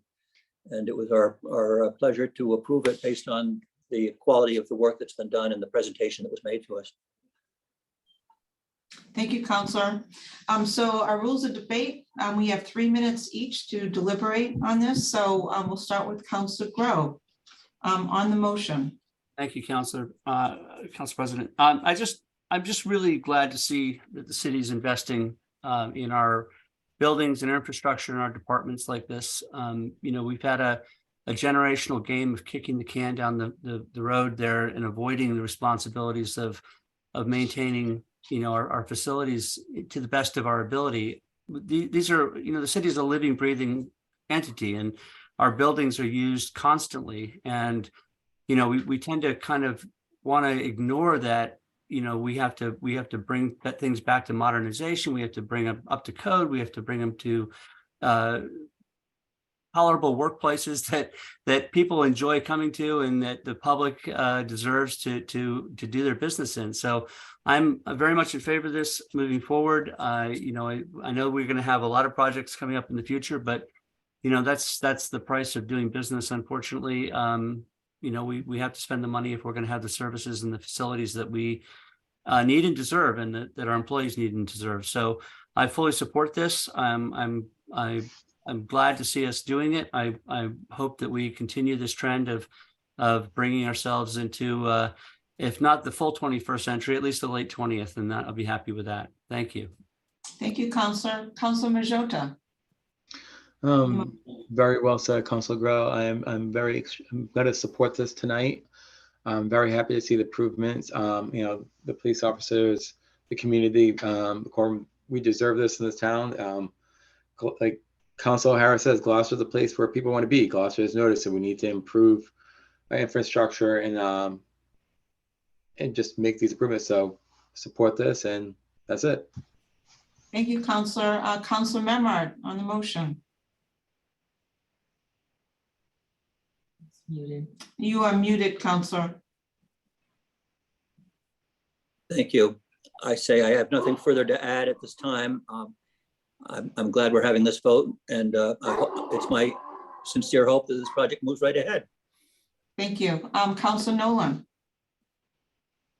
I will be supporting this. I've looked at it from all types of angles, speaking with people that work in the building, both in the court side and with the police department. It does need to happen. My main concern was to keep the court local and to keep the police station where people can walk in. It's centrally located. It's a place that people can go, and with court and probation and everything that's going on, emergency restraining orders, it's vital for us to keep this going. And I can't think of a better location than being centrally located downtown. So I support this 100%, and thank you for everybody involved. Thank you. Counselor O'Hara on the motion. Thank you. As Councilor Grow mentioned, unfortunately, we as a city over the years and decades have kicked the can down the road. We're paying the price for it now. Times have changed. We all know that. It's extremely unfortunate in policing, what's happened in our country, and our men and women who protect us 24/7 need to have a facility which is state of the art. They need facilities to train for obvious reasons that we don't need to get into in this debate. We will be, as Councilor Gross said, kicking the can. Our fire department is way overdue. The need to have emergency services is very evident today, this day, with two major fires happening as we speak, one in Lowell and one in New Bedford, where fire crews are battling huge fires. And so the need, and for a city such as Gloucester, we have large buildings that are old, and although they're inspected on a regular basis, fires can happen, and we need to be prepared for those things. So we as a city and we as a council, we have to sometimes do things that aren't necessarily popular to the pocketbook, but for the preservation of our city and the safety of our city, need to happen. And for that reason, I will be supporting this tonight. I thank everyone for putting the time into bringing this forward and doing the research and negotiating with the state to have them participate to reduce our cost into the job. Thank you.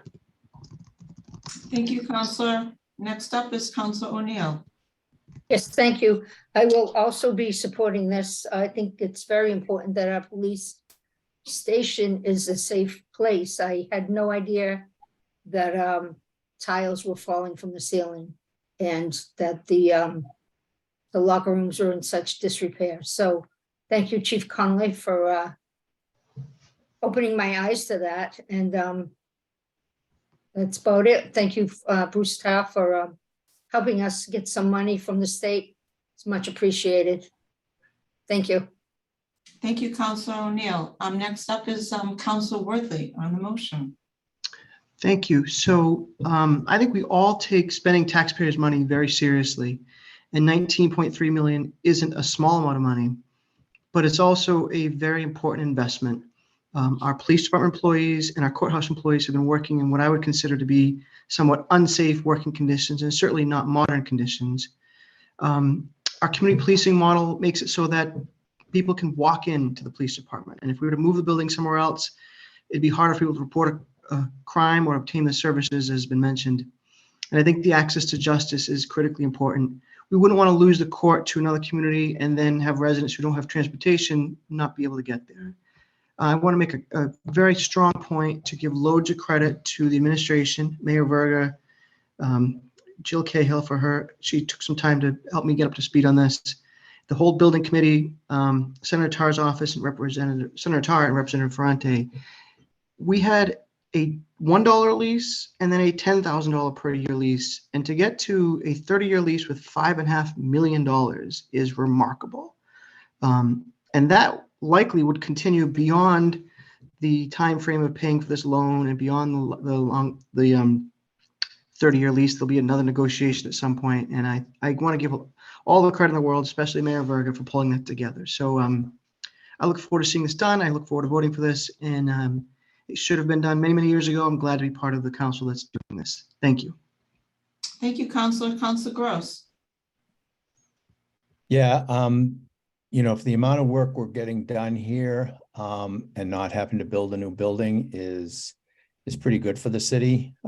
As we've all heard about the working conditions, and also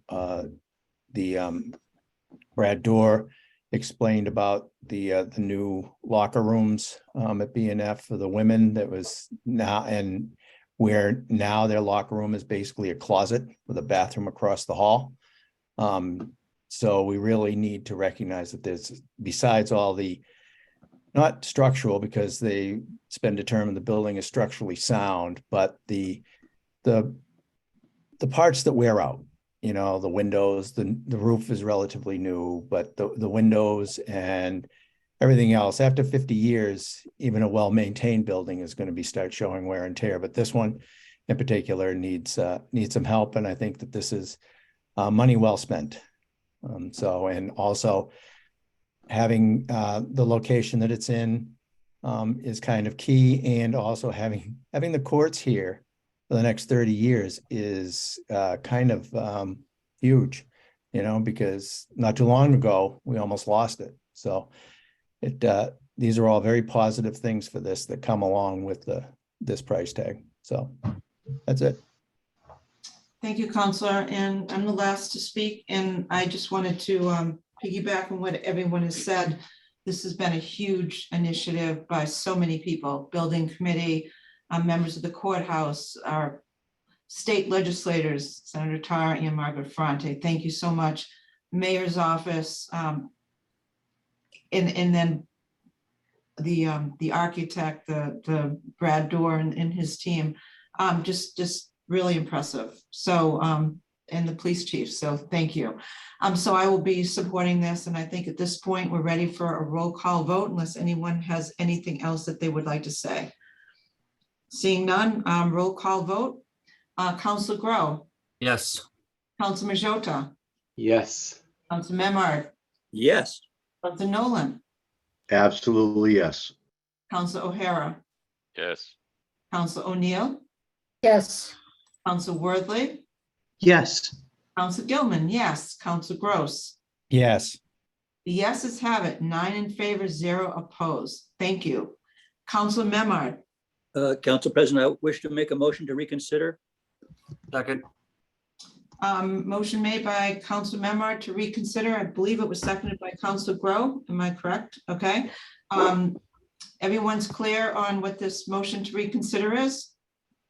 Roll call vote. Counselor Grow. No. Counselor Majota. No. Counselor Memard. Bob, why not? And I vote no. Council Nolan, No. Council O'Hara, No. Council O'Neill, No. Council Worthley, No. Council Gilman, no. Council Gross. No. The motion fails. 0 in favor, 9 opposed. Thank you all. Thank you so much. Next order of business, Madam Clerk. The next order of business is public hearing 2023-009 to amend Gloucester Code of Ordinance, Chapter 10 Waterways, Section 1.15 penalty for violating certain specified sections of the code, and Section 11-5 fixed vending site specific location 6 by adding a new subsection D in the Dunn Fudge and Fee increase proposal with the corrections to Section 10-52H as noted, and Section 1054F to read 50 feet or less in length. I would like to open the public hearing, and I'd like to ask a member of administration. John. Lead.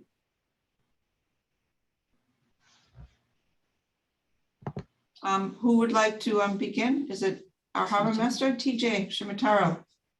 Thank you. Good evening, everybody. Try to keep this brief.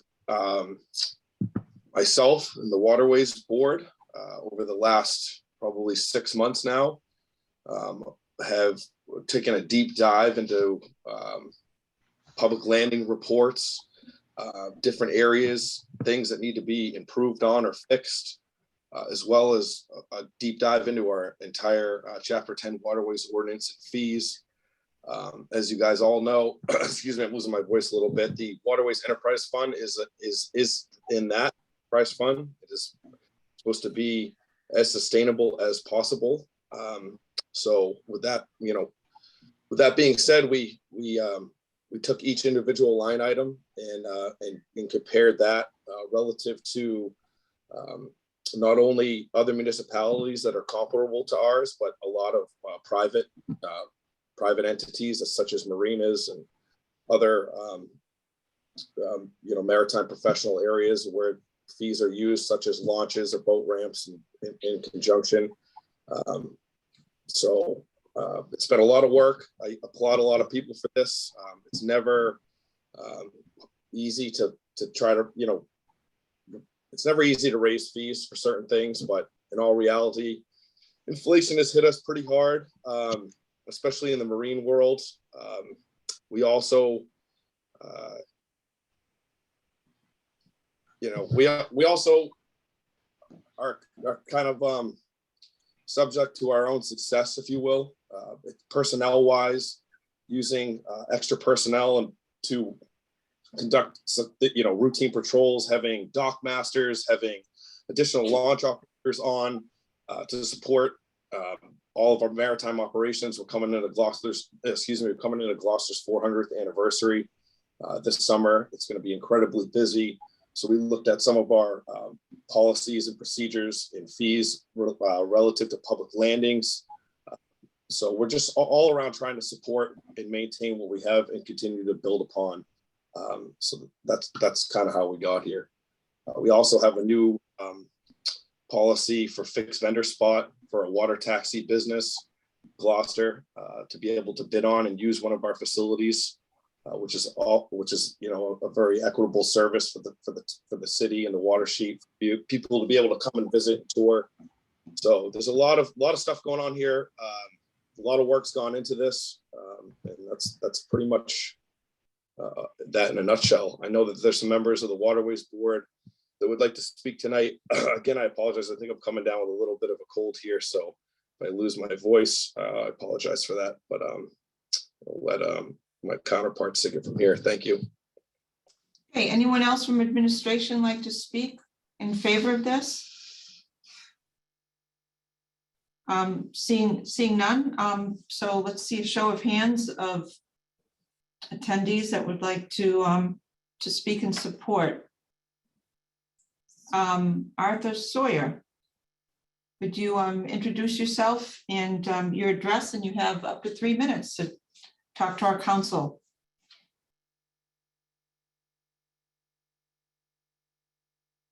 Can you unmute yourself, please?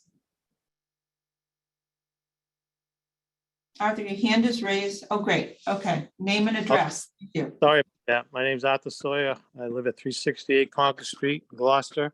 I'm also a tenant at the IC42 dockage. I'll start off by saying I was a founding member of the Waterways Board, and I sat on the board for like 17 years. And never, in the years I was on the board, we didn't notify people that were going to be rates were going to be increased for anything. So kind of at a disadvantage here tonight. Just found out about this meeting about 10 minutes past 6 and figured out how to get on. But I'm not going to argue about the cost of what the rent is at the commercial fishermen's docks in towns.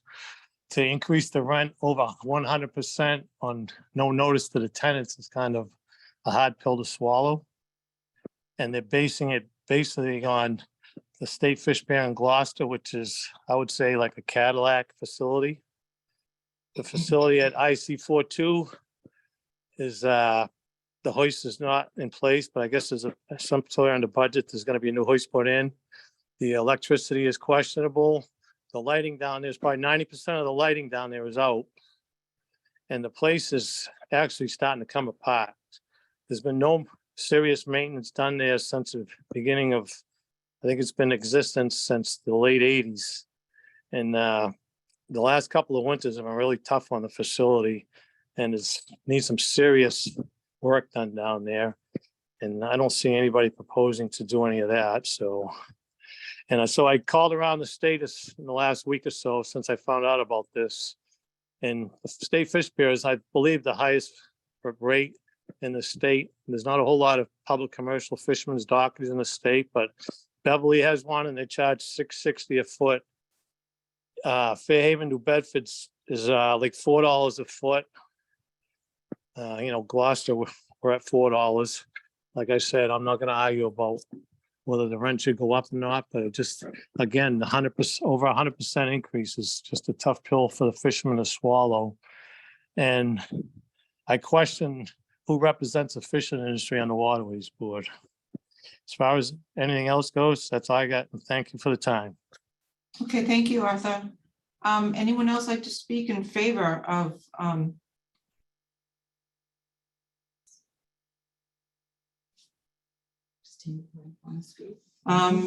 Steve LeBlanc? Oh, no, I have Bob Elves, and then Steve LeBlanc. Welcome, Bob. Name and address, and you have 3 minutes to talk to us. Thank you. Hey, Val, Bob Alves, 55 Birkin Street, Gloucester, member of the Waterways Board.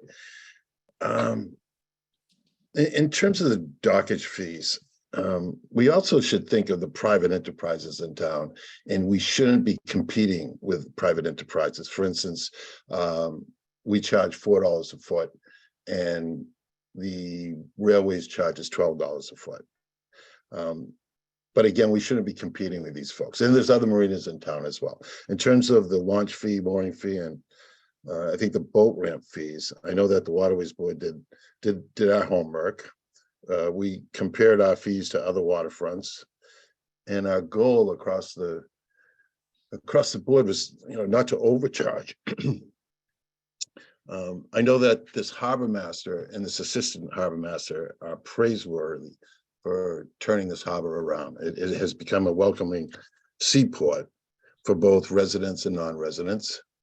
And I just feel that, the other things that I guess no one's complaining about, which is great, but the fees that we charge for our moorings, for our launches, for our boat ramps, and as well as in commercial dockage, to be candid, is draconian, and we can't fix anything charging draconian prices.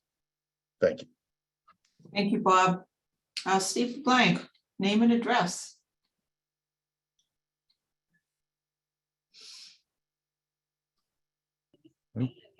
Real councils, can you hear me? Yes. All right. Steve LeBlanc, 9 Carlisle Street. So, we heard the first speaker talk about the disrepair, the dock is failing, the lights are out. You need some serious work. for dozens of years, the fee has remained stagnant. At our last public hearing, we heard one of the counselors, I forgot who said it, maybe it was Councilor Memhard, talked about maintenance going forward. With the rate increase, this is going to provide a maintenance going forward. This will help bring things up to code, fix the dockage, get the lights working. Like I said, it hasn't been, I don't know the exact number, but it's got to be over 20 years where there hasn't been a rate increase. So I know it's a big jump.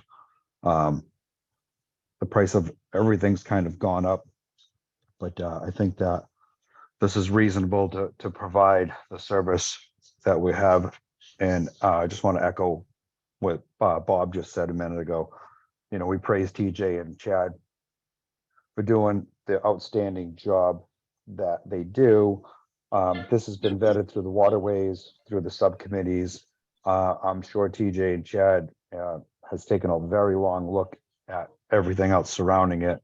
And that's where we did come up with this number. So I'm going to support this evening. Thank you, councilors. Thank you, Steve. Next up is Phil Cusimano. Phil, would you introduce yourself and your address? You have 3 minutes to speak to us. Hi, my name is Phil Cusimano. I've been on the Waterways Board for a very, very long time. And I also want to speak in favor of this. And like the other two have said, this increase in the fees is not just for I4C2, but and that's part of it. But it's for some of the other fees too. And the money would be used for maintenance and for upgrading and updating a lot of what's been going on around town, and to get us more in touch with the fees that are going on in the communities that are around us. We don't charge anywhere near what the other communities around us have been charging. Maybe that's, have been good for us, but we also have been falling behind on our maintenance because of that too. Haven't had the money. So I'm very much in favor of this. Thank you. Thank you, Phil. Anyone else like to speak in favor?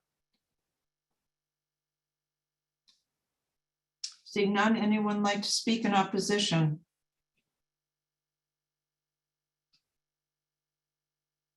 Seeing none, are there any communications, Madam Clerk? There are none. Councilors, it's our opportunity to ask questions. The public hearing is still open. Councilor Grow, you're first. Can we make this 2 minutes for this matter? I'm going to ask a really, really stupid question, and I would appreciate it. The dockage is billed per foot per month, correct? So a 40-foot boat would be $320 a month. Correct. So commercial dockage is a little different than most recreational dockage. We charge for the maximum length of the slip. So if you had a 25-foot boat and you were in a 35-foot slip, you'd pay for the 35 feet. The average bill at I4C2 is around $140 a month for dockage. Okay, that's fine. The only one that kind of struck me, I'm not a kayaker or a paddleboarder, but I did notice that the $400 is that a seasonal rate for the kayak and paddleboard dockage? Because relatively speaking, that's actually a lot more expensive, it seems to me, for the period of time that those boats are there than commercial dockage is. So can we just hold on a sec? Councilor Nolan wants to, he's got his hand raised. So Councilor Nolan, the floor is yours. Sorry, TJ. I thought it was clear in the minutes that we corrected the information that the kayak racks are not part of the raise. They're going to remain at the same as what they are. Okay. Councilor Gilman caught that at council level for a committee, and that wasn't the intention of the harbor master's office. So that's been stricken from it. I believe it should have been stricken from language that the kayak racks were not included in this, and they All remain right, the I just same. went by the minutes and that was still there. So thank you. That's fine. Yeah, it has pertains to only the in-water storage for small boats and dinghies. Very good. I'm good. Thank you. Thank you, Counselor. Counselor Majota, any questions? No questions for me. Counselor Memard? I've been contacted just this afternoon by a couple of commercial fishermen who were concerned that they had not gotten fair notice of this, or that they thought it was an excessive jump. I think under the circumstances, what TJ and his crew are doing with the Waterways Board probably makes sense. And it's any price increase on any business entity is always challenging, but this is probably overdue. I'm not sure if there was a deficiency in the process or the outreach of communicating to the folks that this is going to impact. But I will be supporting going ahead as recommended. Any questions now, Counselor Nolan? Nope. I think that everything that we brought up at committee is strong, forward, and straightforward. Thank you, Counselor. Next is Counselor O'Hara. Thank you. I think this question would be directed to TJ. As far as Mr. Sawyer's comments of conditions at I-4C2 dockage, is that something that would be addressed, or do you have that on your radar screen to have, assuming that what he stated is true, would that be, those items be addressed in the near future? Yeah, I'll give you the long and the short of it is yes. We take in about $20,000 and some change in rent there. We have to replace the hoist that Mr. Sawyer spoke of earlier, and do some electrical repairs in that area. The electrical between the hoist repair and the commercial marina liability policy, we're in the whole $5,000 for the year there. It's about a $20,000 repair just for the hoist alone. It almost eats up the entire rent for the whole year. I do not disagree with Mr. Sawyer in his assessment that the facility needs a lot of work. It's very old. It gets pretty beat up in the wintertime. It's a much larger conversation than a couple of, we're putting Band-Aids on it. This is a step in the right direction to start to save some money and make some of these repairs. The electrical is very complicated there. The transformer is actually in the Gloucester House parking lot, provides power to kiosks and other things in that area, lights, as well as the marina. I'm working with the administration now on a redesign or refit of St. Peter's. That's was up first because it needs the most attention. Briefly discussing with the administration, the intention would be to look after that at I-4C2 as a whole. I know that there's larger plans for that whole parking lot. And some of this stuff that we would do now we don't want to do anything now that could be ripped out in the near future. So we also want to build a little bank account to try to keep this facility operating until the larger picture is completed here. But yes, this is to help in that and fix and repair and maintain. Just for the record, these fees have not been raised since inception. Since the city took this over, was with a private entity, then ComDev, then us. Since the city's been involved in this, the fees have remained the same since inception. I know it is double. The Waterways Board looked at that very seriously. No one wants to see anything go up double, but again, they haven't been addressed or revamped in over 20 years. Nothing is the same price as it was 20 years ago. Most things tripled or quadrupled. I do understand where they're coming from, but I think the Water Board did a good job vetting all of that. So thanks. Thank you. Continue, Councilor O'Hara, for questions. So, again, for TJ, where does Gloucester fit? You obviously done a lot of research as far as, say, Beverly, which I know has a lot of dockage for commercial, specifically lobstermen. Where do we fit on pricing and what services and condition of their facilities for the Buck versus Gloucester? Sure. So the State Fish Pier, I actually have the analysis in front of me. They have a little bit more of a complicated model for price per foot, and width, and so on and so forth, water and stuff like that. They average about $9.50 a foot, so $1.50 more. It is a nicer facility, and some of their rates are up to $12 a foot. As far as other commercial entities in town, the railways and Rose's Marine, they're between $10.50 and $13 a foot. Other municipalities, believe it or not, there's not a lot of other municipalities, Situate, a couple places on the South Shore that actually own and run commercial marinas. There's a lot of commercial boats tied in, like Situate has a giant municipal marina, and there's commercial boats tied in with that for a cheaper rate. But as far as our research, we're well below market value here. $4 a foot at $140 a month simply is just not sustainable to keep going down that, to be able to replace in the future, even whether it was a loan order, the debt service would have to be paid. This is a step towards that. But we're still below market value, I believe. At $8 a foot, you're looking at under $3,000 a year to keep your boat there. There's parking provided there. There's also trap storage, other facilities. I know the State Fish Pier isn't this year, but they intend to charge for trap storage. There's thousands of traps down at I-4C2 right now. 160 feet of dedicated parking. I still think it's a really good bang for your buck. If you had to go out in town, you'd be paying a significantly higher price. We do have a wait list there. People are itching to get into that facility, because it is much cheaper than other entities. Any further questions, Councillor O'Hara? I'm all set, thank you. Okay, next up for questions is Councillor Worthley. When Councillor Neil, I'm sorry, I went out of Sorry. order. Let's continue with Councillor O'Neill. I'm sorry about that. Thank you, that's okay, sorry. The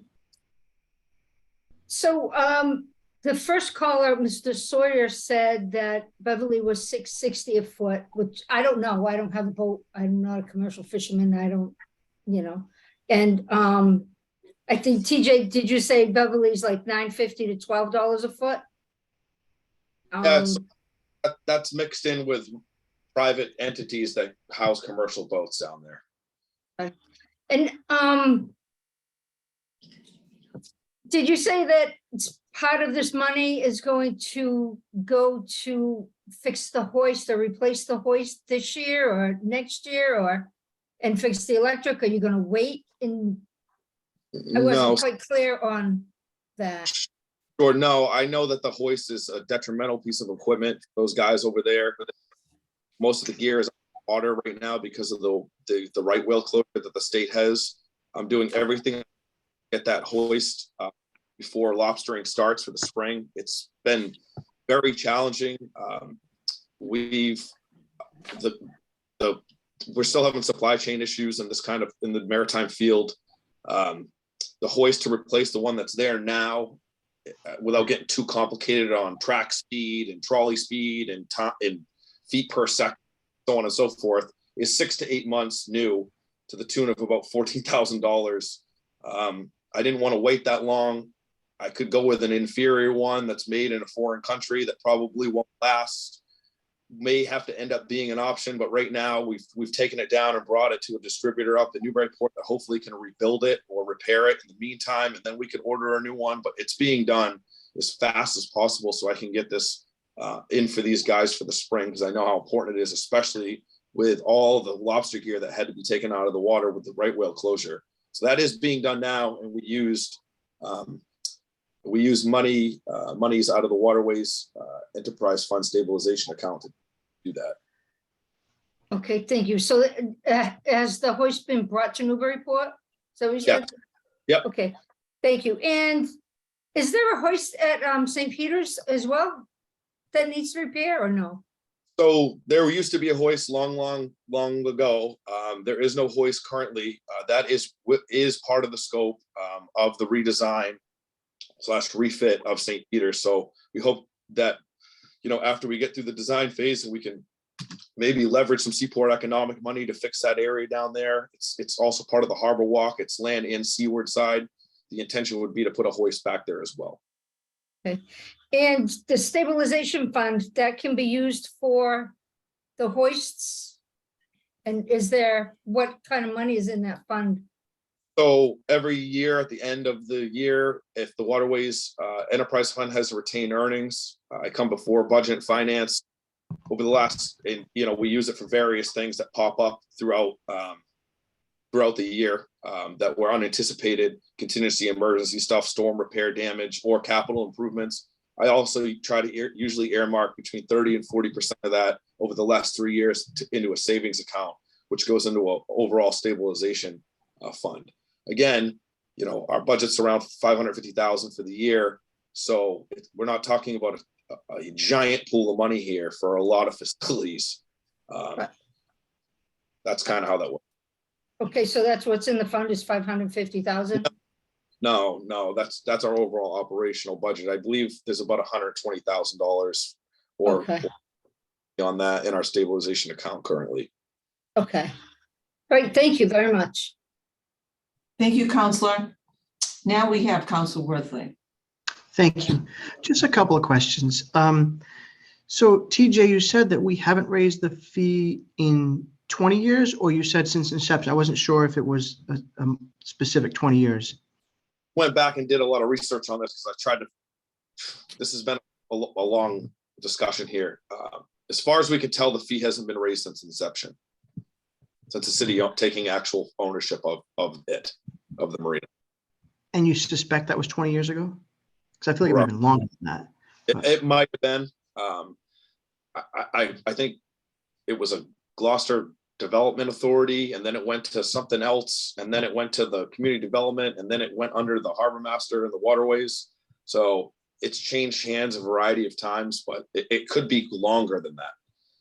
I mean, the GRA was in place 40 years ago, so the Gloucester Redevelopment Authority, so it could have been longer. I just want to speak to or ask the question that Mr. Sawyer raised.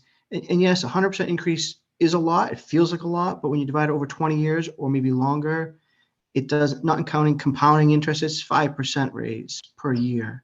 It doesn't make it easier to pay next year, but the context is the services that need to be provided do cost more. And maybe there should have been some increases as we went along, and not that there's good news, but we didn't charge more over the last 20 years, or again, I think it's 40 years. So that would make it even less than 5%. So then the question is a separate question. Do you have a sort of schedule of repairs? Obviously you make repairs, and I think you repaired a dock yourself, and then your staff did, and you got the boat up and running, but do you have a schedule of repairs that we know of and Capital Improvement Advisory Board? Like, how does that work? So again, Mr. Sawyer is not incorrect when saying that facility is in close to poor condition. I mean, it's just very old and it's right on the water, but we pretty much conduct repairs on an as needed basis. We're not making any capital improvements down there. It's a couple entities, right? So you have the docks and the pilings, then you have the landward structure, which is part of the harbor walk and where the hoist is, and then there's a seawall bulkhead there. All of that stuff is messy. And once you start peeling back the onion, it gets more rotten when you get towards the middle of it. Like he said, it was in hard shape in the 80s, and here we are in 2023. So we are at a as needed basis down there, but realistically, the whole area there's a bigger picture going on there. Whatever happens will encompass the seawall and the harbor walk and so on and so forth. But in order to, our marina liability policy is almost 10,000 a year. That's almost a third of all the rents for I4C2, and it's like 28% of the rents is just the insurance on the place. So moving forward, I know we'll come before you all again at some point for a loan authorization or Seaport bond money to try to improve this facility, but we're going to have to pay something, and that something needs to start now. And it's what it is. Didn't we vote on something in the last 6 or 7 months to repair the hoist or accept some funding for that? I'm trying to remember back what it was, but is it $100,000 or does that ring a bell to you? No, not for this. I actually And then St. Peter's hoist. it's been before the Waterways Board voted on to use. I don't even I've got so many things going on with the changes lately. I don't even know if I've come before BNF for it yet.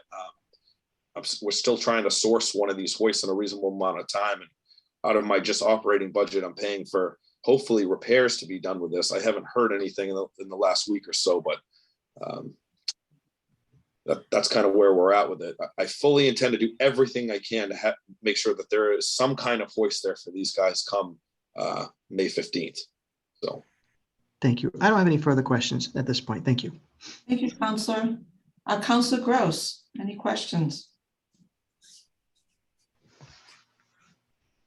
Where to start? Unfortunately. Well, TJ, when you said the insurance, that's for all the waterfront, right? Not just these two marinas. Yeah, marina liability and our 3 public landings. So that's all encompassed. Well, not just the 3 public boat ramps and the public landings, which includes Cripple Cove. Yeah, Cripple Cove, Solomon Jacobs, and St. Peter's, which I consider all in one down there in I4C2. All right, we don't have any on the state launch ramps. Is that okay? All right. There's a lot in this. You put forward an awful lot of things, and I'm seeing the legal notice is pretty light.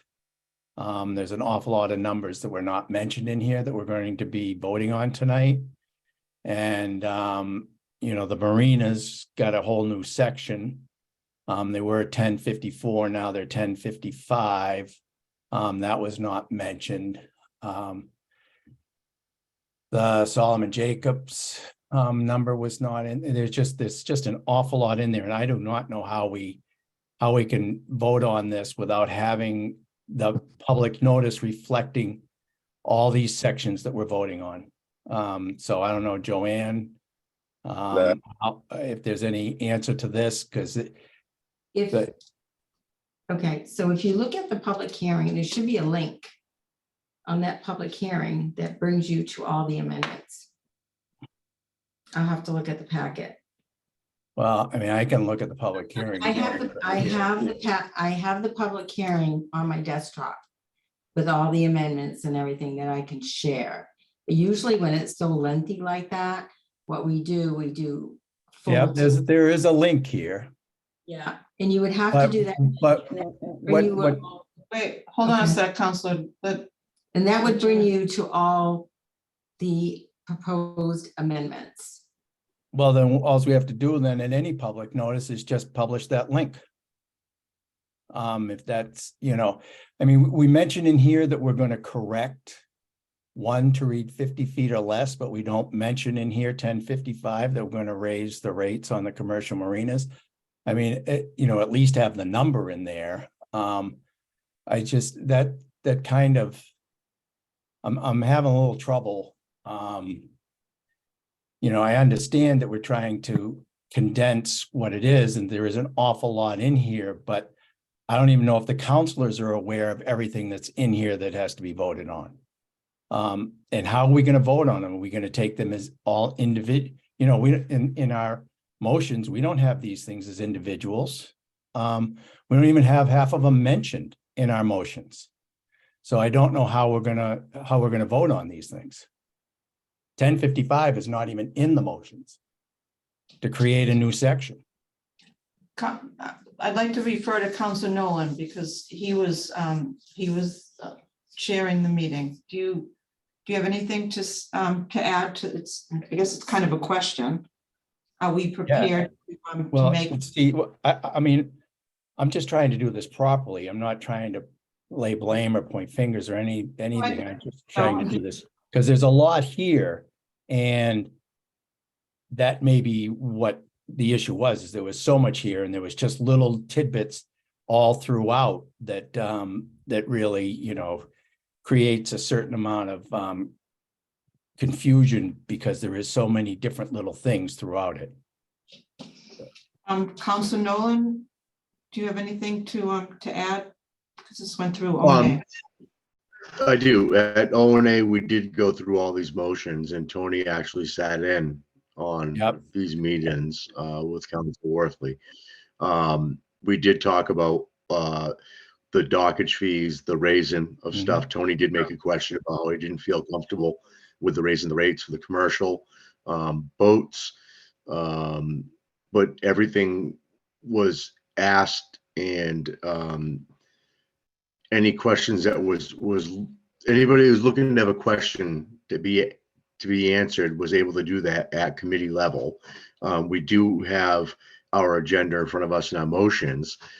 They may not list out every single thing and be general, but that's pretty much how every single motion on everything that happens in the city, we have a synopsis of it, including lengthy budget and finance and plan and development meetings. But I think that the bottom line, the commitment for us to put something in the paper as an advertisement for a hearing is what the clerk's office does go through.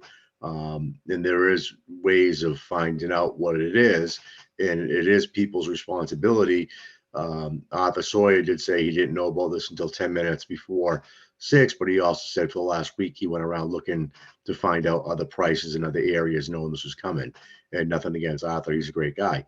But the public does know what's going on. We can inform them as much as possible, but it's with money and everything else, it's tough. Social media doesn't actually get it out there. The city's website is our hardscape for this to take care of it. But Tony does raise a question. It's not in the amendment, but that's been kind of best practice, I guess, for the committee report. So, Madam President, it would be your call on how you want to proceed with this, but it was certainly vetted at O&A, and Tony was there for that. Jill Cahill has her hand raised, so in respect to that, Okay, so I just want to mention that when some proposed amendments that are put through, and like we did on the traffic commission amendments, okay, that were put through previously, they vote on the amendments as in the memo that from the harbor master, okay, a memo from the general counsel. Okay, so those are the proposed amendments. So you have voted on it before and not listed all the sections. Okay, you listed the chapter like you did in the traffic. They did that whole overhaul, and you voted on the proposed amendments, you know, as presented in a memorandum dated February, like hard TJ, February 21st, 2023. So there was a memorandum in the packet in the mayor's office, and that went through that way. So you have voted before and not listed every single section of the like chapter 22, for example, like you did before. I'd like to call upon Jill Cahill. She has Is my her- time up? Oh, go ahead, Jill. Well, what did you just say? I don't I understand. asked if my time was up. Oh, okay, well, we kind of got off the track of questions, Counselor, so. But I did mention at the end of the meeting that this was kind of confusing, the motion, but I said moving it forward to city council. Let's continue your 2 minutes. So where are we on Counselor? That's all. You can hear from from CAO Cahill. Okay, Jill, your hand is raised. Thank you. Thank you. Can you hear me? Because I'm going through my phone, but with the computer. Yes. Loud and clear. Yep, we can see you too. Yeah, I just want to offer, I just reached out to our general counsel, Suzanne Egan. If there's question and there's the will of the council to have her look into this, I'm sure it would take a quick recess to do so, but if there's any questions, she is available. If that's the way you want to proceed, I just want to make sure you knew she was around. Okay, so councilors, why don't we take a 5-minute or 10-minute break? And what I'd like to do is ask Madam Clerk to get the advertisement that was in the newspaper, so we can take a look at that and make sure that that what we advertise is consistent and It's in our packet. It is. Everybody it has is- Yeah, Everybody Okay. has. it. I was asking her to put it on her desktop so we can see it. I have Okay. it, I have it on my desktop, Okay. so I can screen share. But Okay. If you want to take a 5-minute recess, that's fine. All right, so let's. I mean, I'm not trying to make trouble here. It struck me as odd to have all these, changes that didn't have, that they weren't noticed. I know in the zoning ordinances, you have every single number, you don't have to say what it is, but you say what number and section it is. In every single thing. We have done it both ways, Tony.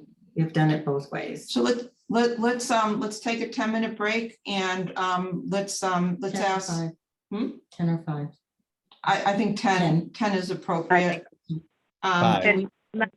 You could call Suzanne. I think she's waiting for your call, and then she'll join the meeting. Okay, all right, so we will do that. She's connecting now. So. There she is. I'll let you guys. At 8:25.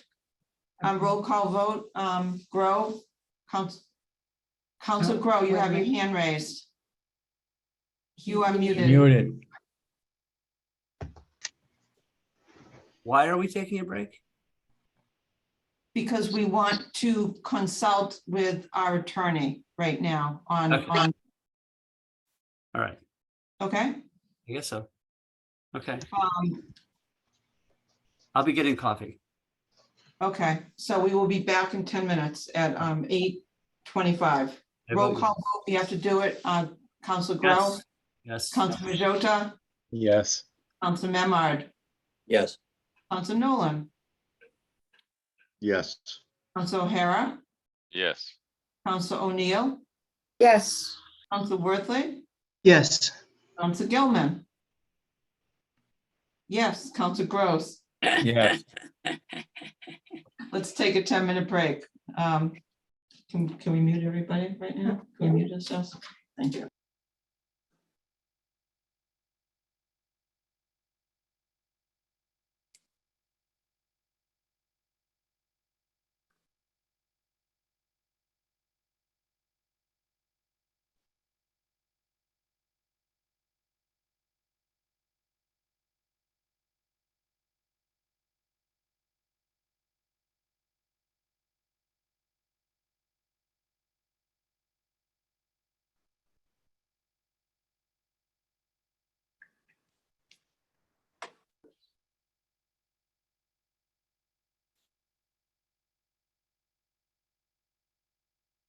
Hi, I'm on the, uh-oh.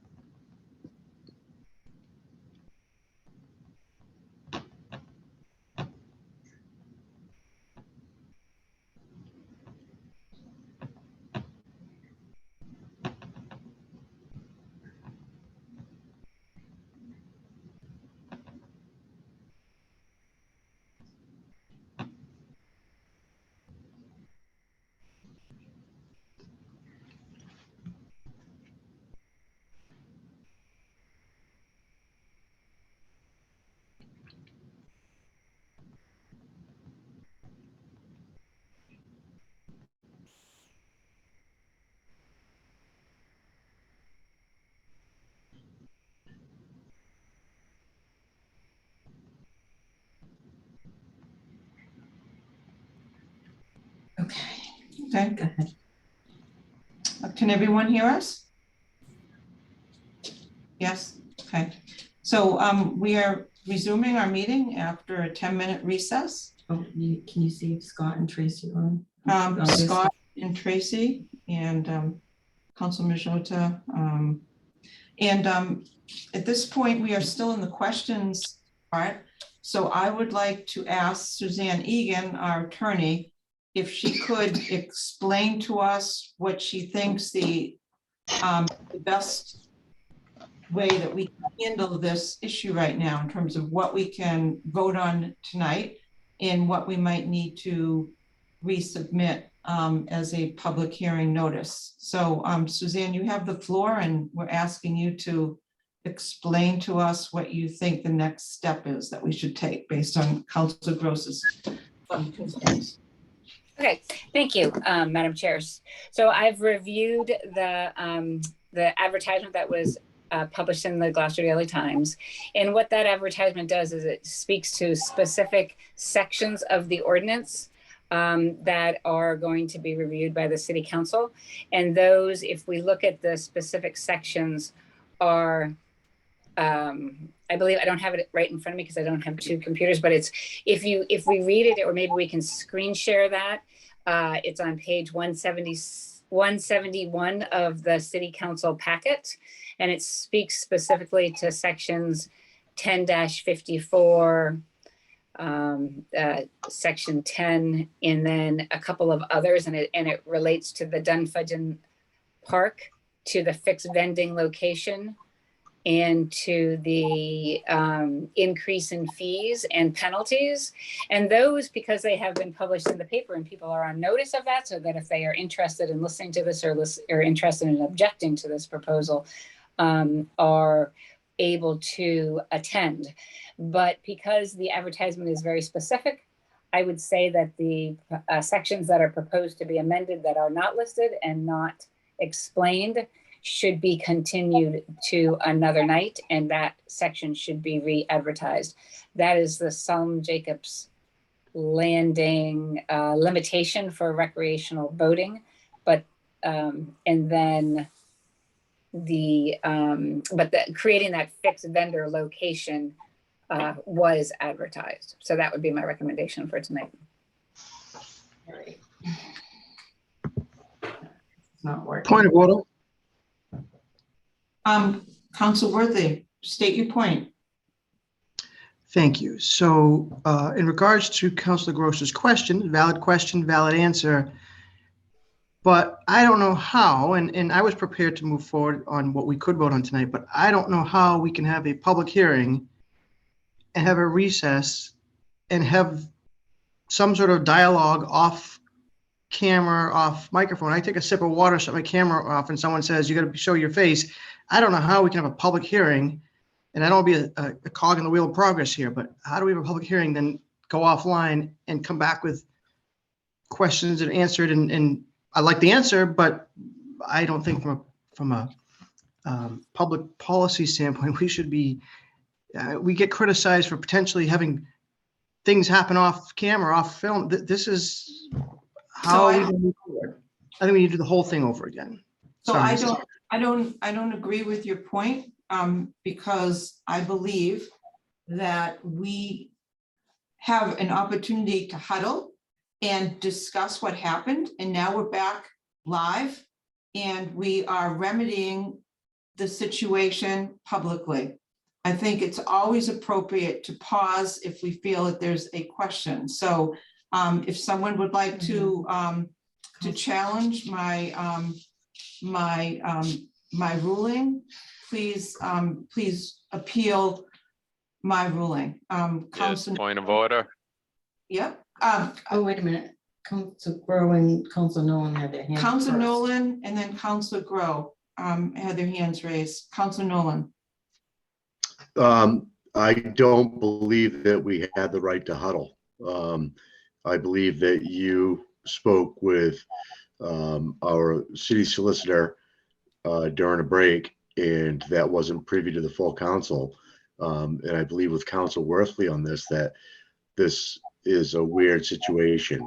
And if anything, if we're gonna do at all, I would say that we'd move both motions on chapter 10 to come back and be re-notified and come back in front of the council, because I think what we just saw was something that we really shouldn't have seen, where something happened offline and then we came back with a decision, and it makes it seem strange. So I hate to be the one to tell you this, but I do challenge that. I think that is weird conduct of how that happened. Okay, so is there a motion to appeal the ruling of the chair? So moved. Second. Okay, there's a motion and a second. Roll call vote. Counselor Grow. Discussion comes first. Well, Councilor Grow didn't speak yet, right? Does he had his hand up. Is this deliberate? Can we do, is this a debatable motion? The ruling of the chair is, yes, Yes. it is. And it's, so is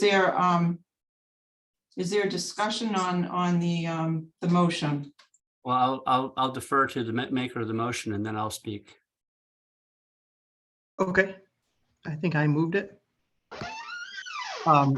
So whether it's a big issue or a small issue, it shouldn't matter, right? The public's business always has to be done in public. And this shouldn't be, this is a smaller issue compared to other things sometimes, but even the perception of the public's business not being done in public is a problem. And so I know it's going to cost a little more money to advertise, and I know it's going to take a little more time, but I think that not just in the spirit of transparency, but in the act of being transparent, we need to always do the public's business in public. So that's why I will be voting yes on this. Councilor Grow. Okay, my position on this is that one, I would probably agree with the idea of sending them both back to O&A for re-advertising.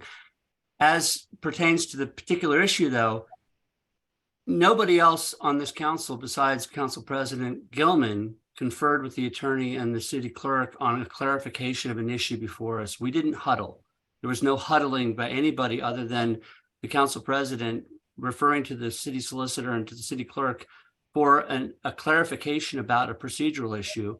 And then we got that procedural issue explained to us immediately after the return of the meeting. There was no decision being made by the council. There was no lack of transparency. This was basically trying to figure out who screwed up and how we were going to fix it.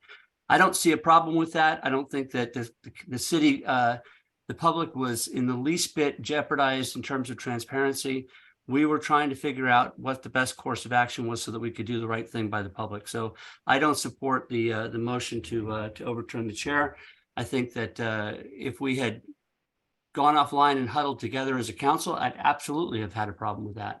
But I don't think asking advice from the council, the city clerk and the city solicitor qualifies as violating the public trust. Any other comments on this? Councilor Memard. I agree with Councilor Grow. There wasn't any huddling or out of public view discussion other than a clarification, really a technicality that Council President Gilman and Clerk Senos were seeking from our general counsel. I did not confer with anybody. I had a brownie. So, you know. Anyone else on the motion? Council Worthley and then Council Majota. I was going to say, I didn't huddle either, but telling people after the fact that we didn't huddle when we weren't online, look, I don't think anybody did anything legally, technically wrong or immoral. I just feel like we've got an obligation to always do the public's business in public. So there's no reason why those questions couldn't have been just asked in public and answered in public. But how do we know? I don't think this happened, but how do we know that 7 councilors didn't get on a phone and start talking to each other? Because we can't prove that, that gives us an obligation. Again, I take your word for it. I'm not suspecting that you did, but we have an obligation to say we can also prove that we didn't because we stayed on our cameras and stayed online. So I think that even the slightest perception of us violating that is enough to say, let's just advertise these hearings again and pick up where you left off. Council Majochi had a hand raised, and then Council O'Neill on the motion. No, I take it back. No comment. Say it again, please. No comment. Nothing. Okay, Council O'Neill. Yes, hi, thank you. I do agree with Councilor Worthley, Councilor Gross. I think it should go back to ONA, so we're back to the Waterways Board and have it cleaned up so it's more understandable, and also to the point that Councilor Worthley makes is we could have called each other on the phone, and not that we did, because we didn't, but it's the perception, I mean, and it's the ability. What's to stop us from actually doing that next time? Hey, let's, not that we would, but, people are suspicious. Thank you, Councilor. Anyone else that hasn't spoken on the motion? Council O'Hara. Yes, I agree with Council Wordley that we should bring this back. There was 13 minutes of dead air space that, we're in a public meeting. We didn't recess to take a break, to use the restrooms. I think it's extremely important for us to conduct the business in total transparency, and unfortunately, I think it was in question. So I agree we should bring this back and re-advertise it. Thank you. Councilor Gross and then Councilor Grow. First off, I'd like to apologize for the confusion because I was at the subcommittee and I should have been more on the ball for this. There is no excuse, even though I was a substitute. That's what you get, Jamie and Frank, for being under the weather those nights. But I do apologize that I should have. It seemed odd to me at the time too, and I think I did comment on it that the motion seemed a little vague. I had hoped that maybe the public hearing and we could square it away at City Council and not in this messy fashion that I brought up. If we're going to not be able to, if we're not going to recognize this as a recess, then we are not going to be able, and we are going to consider that we can all get together and call each other we can't have any recesses ever again if we vote against this one. Yes, because there is what we are considering of what could be the issue could happen at any recess. We can call each other during any recess so let's be realistic about that. So I think that we shouldn't have recessed. I didn't think we should have at the time. I probably should have spoken up, but had already spoken enough at the time. I thought the general counsel was on air and could have given us probably her opinion right then.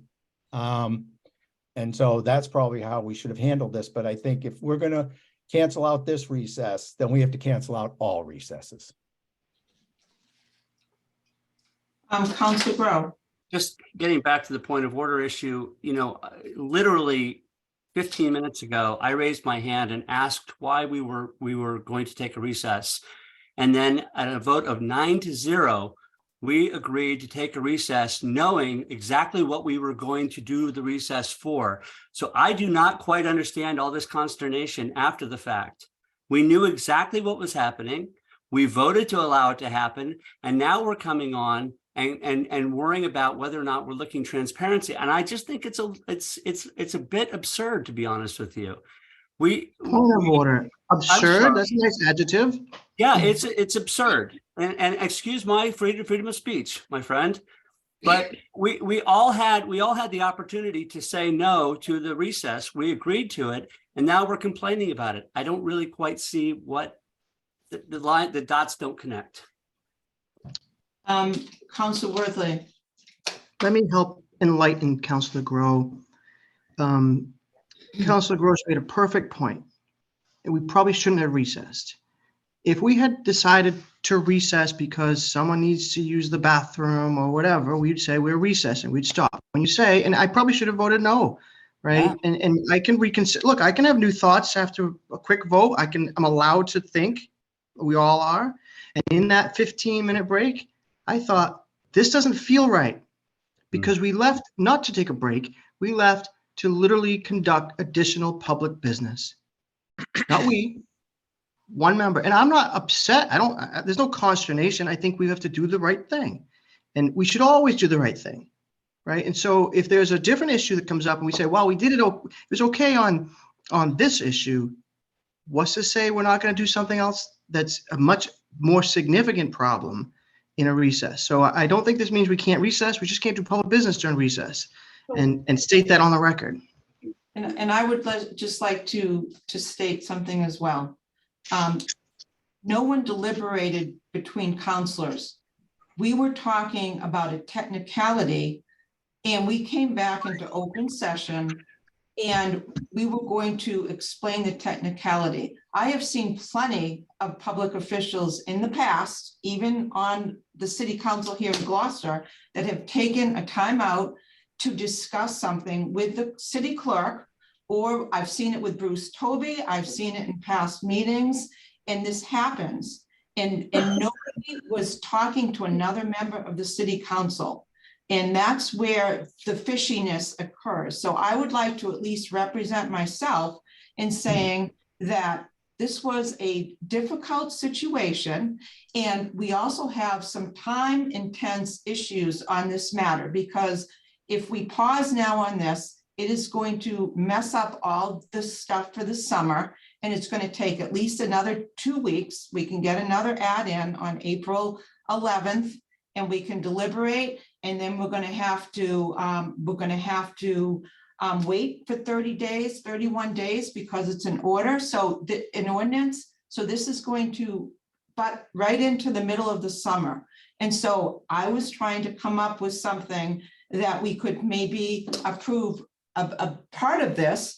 And I was just asking Suzanne to explain it to us, so we might be able to move on with part of this. And this was where I asked the question, where the point of order was called.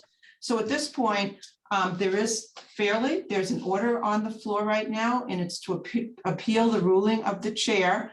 And I think we need to do a roll call vote, and then we will just determine what the next step is. Councilor Gross. So the appealing of the ruling of the chair does not affect whether or not we can vote on these motions that we've gotten that we have gotten advice that I trust from the attorney that says these things were duly advertised, those things you can vote on. So I think that those things we should be able to vote on. And I don't want to tie that to this vote, to the challenge to the ruling of the chair.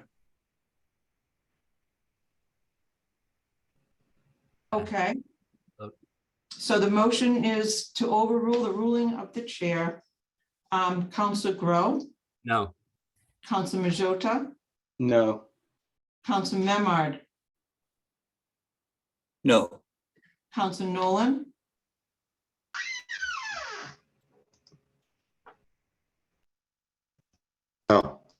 No. Councilor O'Hara, Yes. Councilor O'Neill, Yes. Councilor Worthley. Yes. I don't think I can vote. Correct? Can I I don't vote on think- this, I don't think you can vote on it. Suzanne? You can't- I don't think you can. I don't think I vote can vote on this. Councilor Gross. No. All right. The noes have it 5 in favor, 3 opposed. So the ruling of the chair stands. And now we're back to the next step. Okay, so Suzanne, maybe can we go back to talking about the ad and what you believe that we need to do going forward to make sure that we are fairly advertising any matters that weren't accurately advertised, and what you feel we're able to continue discussion, because the public hearing is still open. We're still in the question period, haven't hit the gavel. So we can get your thoughts on the next step. Yes, so I haven't been participating on this meeting throughout the entire thing, but it's my understanding that the question has come up as to whether or not the advertisement as shown on page 171 of the city council packet is sufficient to encompass the entire proposed amendments to chapter 10 waterways administration. So I'm looking at that advertisement right now, and that says amend GCO chapter 10 waterways administration sections 1-15 penalty for violating certain specified sections of the code, and section 11-5 fixed vending site, specific location 6, by adding a new subsection D and Dunfudgeon fee increase proposal with corrections to section 10-52H as noted, and section 10-54F to read 55 feet or less in length. So this advertisement is very specific as to the sections and the language or the references, the chapters. So I would say those specifically noted sections are duly advertised and it's appropriate for the council to discuss and vote on those. The particular sections of the ordinance that are proposed to be amended that are not noted in this advertisement should be advertised for another public hearing and deliberated at that time. And can we be clear on what those matters are? Yeah, those are the sections of the ordinance which, so it are the particular, so I think to clean this up, right, the ad is maybe a little confusing because it does say 10-54F and H, but in fact, what I believe we're looking, the proposal is to amend the entire section 10-54. So I would say advertise 10-54. It looks like 10-88. 10-55. And I believe those are the portions that are not specifically noted in the advertisement. And I'm looking at the O&A minutes to determine that. But I think so. I think also that it is appropriate to do outside of the public hearing is to review these, because this is an administrative act that the city clerk can undertake, and I can assist her with this, is to look at the proposed amendments that were before that the Waterways Commission and the Harbor Master is proposing, and look at the advertisement and make that determination as to which were properly which were noted in the advertisement and which were not, and then schedule that for a public hearing at the next city council meeting. I'm going to call upon Councilor Gross. His hand has been patiently raised. Suzanne, 10-54, which is what's advertised in our existing code, does not have any sections, doesn't have anything in it. It just says commercial marinas. So what is advertised here is 10-54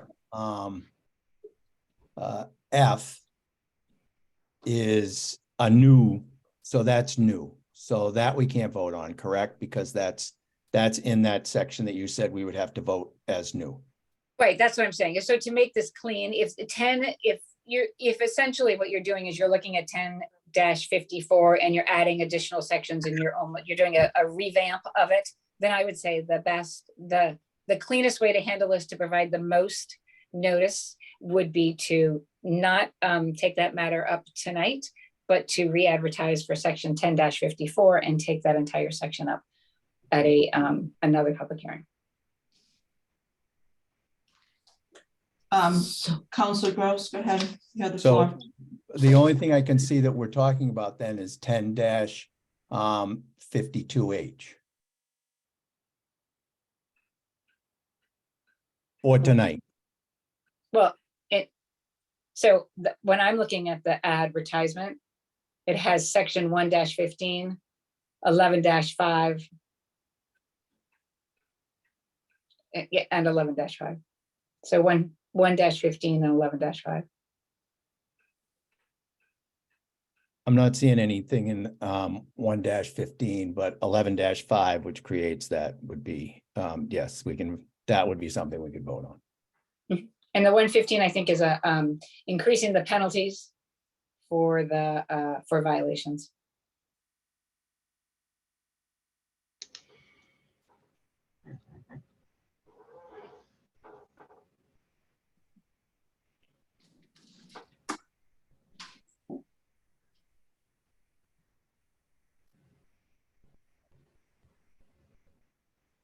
What is Tony looking at? Do you know? Tony, can you share with us what you're looking at right now? I'm looking at the packet. Okay.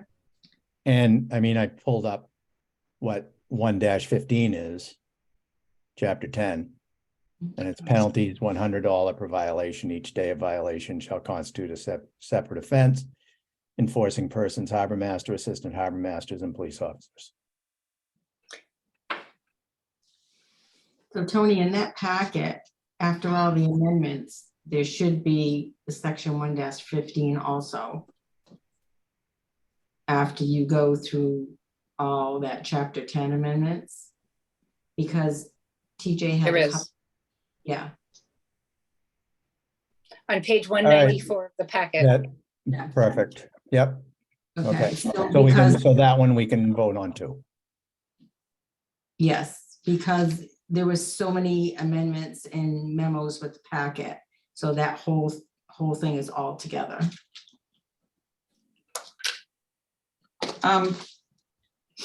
Councilor O'Neill, you have your hand raised. Yes, I'm looking at all this and where does it state there's a rent increase in the dockage at I4C2? As Arthur Sawyer mentioned earlier. I don't see that in any of this. I see Dunfudgeon increase. I don't see 100% increase. I just don't see it. So if you could help me, I'd appreciate it. Page 174 of the packet. 10-55. Use of city-owned commercial marinas. Okay, so we can't vote on that tonight. Through the chair. Right? 1055 we cannot vote on, because 1055 is not in the newspaper. That is my understanding. Is that Okay. your understanding, Joanne? It is, Okay. even though we put that link in, we didn't specifically put all the sections in chapter 10.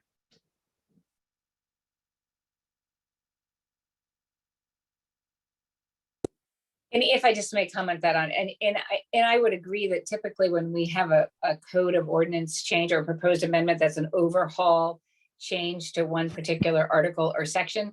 If the advertisement notes amendments to section 10, or I'm just giving an example here, right? So 10-50, and that's all it states, then that provides notice that that entire section is going to be changed. But because this advertisement was very specific as to which subsections were going to be discussed tonight, that's why I'm making the recommendation that this be re-advertised.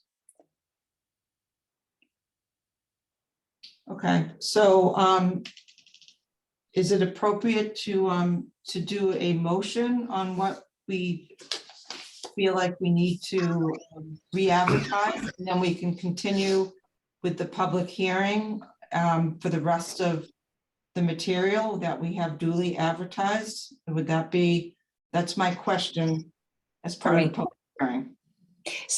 So what I would recommend instead is to just take up the matters that are advertised. So you have 3 things that are advertised that are appropriate to be considered tonight. 1-15, as was noted. Okay.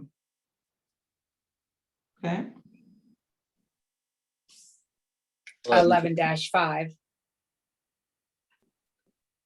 And that would be it. Yeah, Um, 1052 H. No, sorry. Mute myself. Council Nolan, I believe we can do the full first recommendation. The second recommendation is going to have to be back, but the first one is 115 in chapter 10, and it's 115.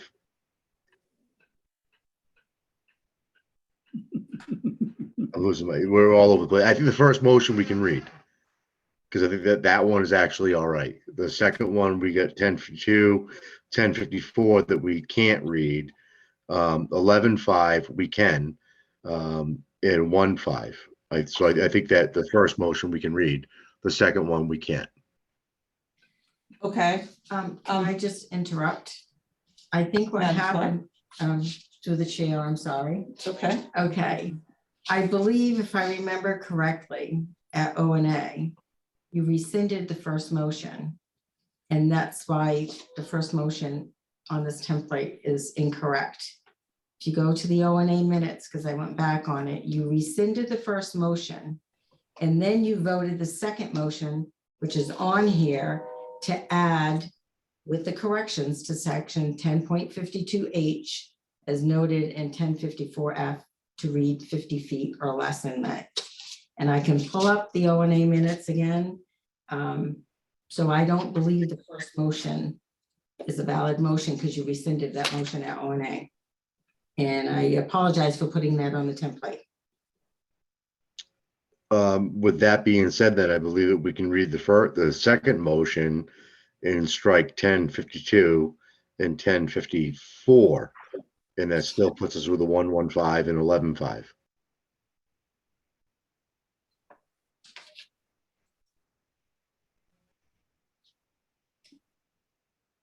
Okay. Are we comfortable with that, counselors?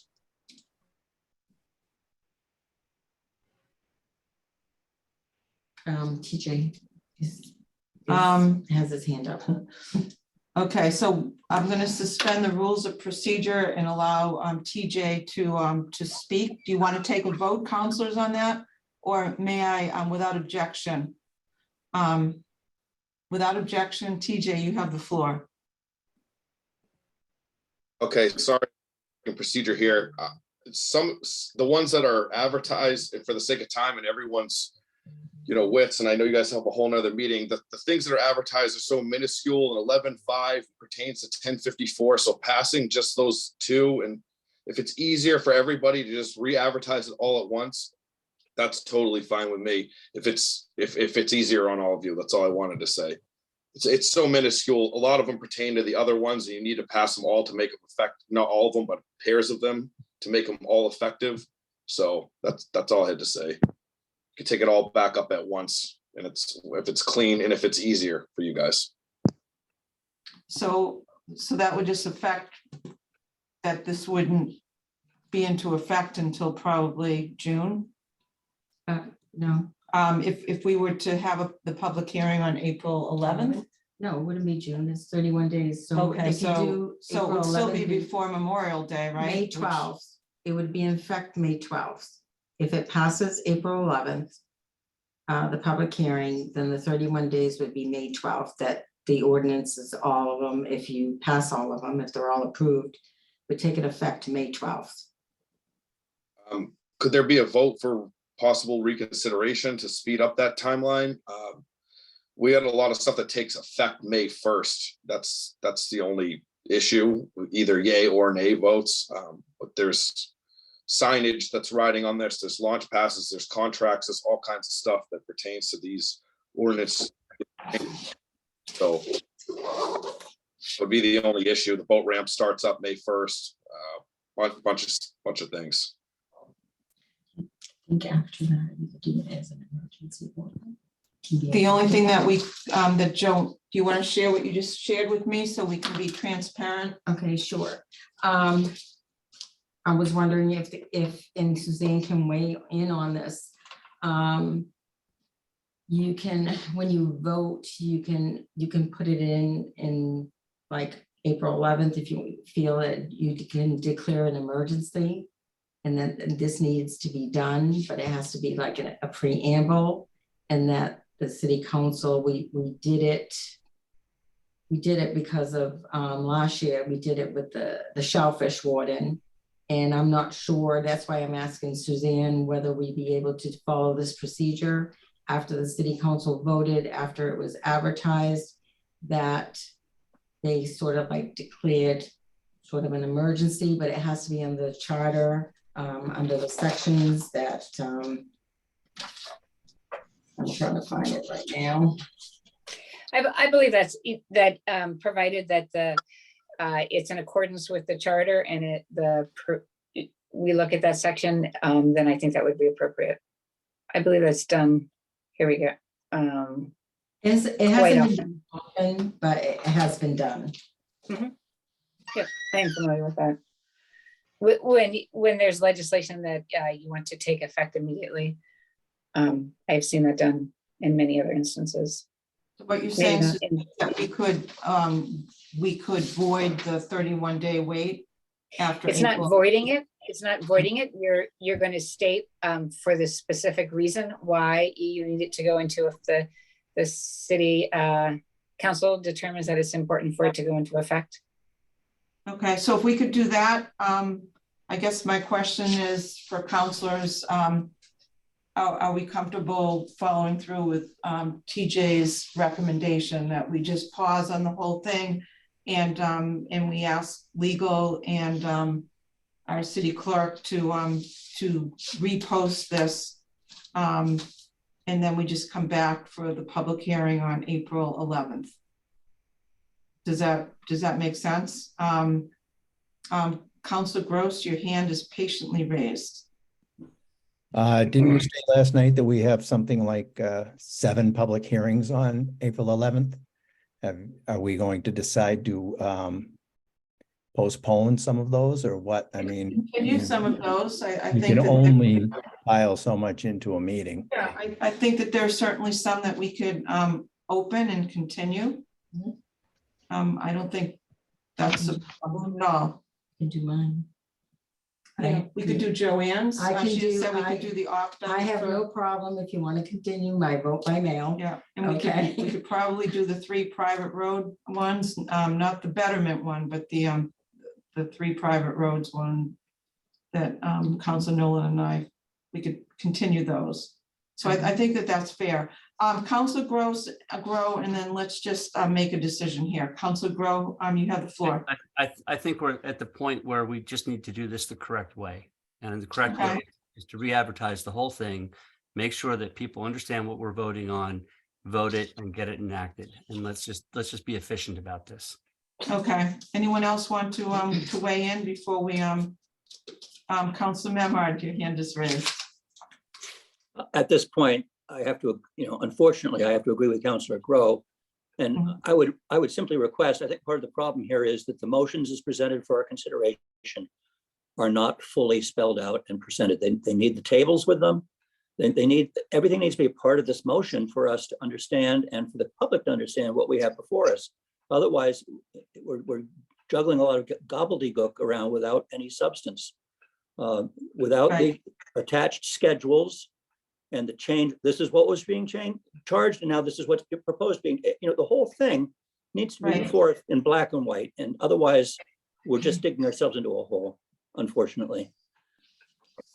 So what we need to do before the next meeting, after we post it again in the newspaper, is we need a redlined version of exactly what the newspaper says in what every one of these does. So we're adding, we're deleting, it needs to be a red line. We should be able to put it up on the screen so we're really clear and the public is clear and we're absolutely clear. So if that makes sense, let's agree to do that. And We need a motion? yeah, I guess. Going to continue this? Well, Or are we so going to- I think I need to Close the close public the public hearing because we're going to re-advertise. So I don't think there's any need for me to to keep it open, correct? Yeah, I agree. Okay. Does anybody have a problem with that? Because, all right, I'm going to close the public hearing. The hearing is closed, and our plan for the record is that we're going to re-advertise this thoroughly, totally, clearly in the newspaper as soon as possible, so we can get back together on April 11th. And at April 11th, we will make sure that that we have a very clear redlined version to share. I don't think it has to go back to O&A, does it, before full council, because we can continue where we left off. We just need clear data, correct? Okay, so right, and we will amend the motions, right, exactly. All right, I think this was helpful, and I think we tried to stick to parliamentary procedure here, and I appreciate it, and thank you for all of your input. So next, TJ, thank you for being here, and I'm sure you got lots going on. So, and we appreciate being in your Harbor Masters conference room right now. We'll make sure we keep it nice and neat. Thank you. So next order of business, Madam Clerk. Next order of business is public hearing 2023-010 to amend Gloucester Code of Ordinances, Chapter 2, Division 2, Community Preservation Committee. I'd like to open the public hearing and ask for someone to speak in favor.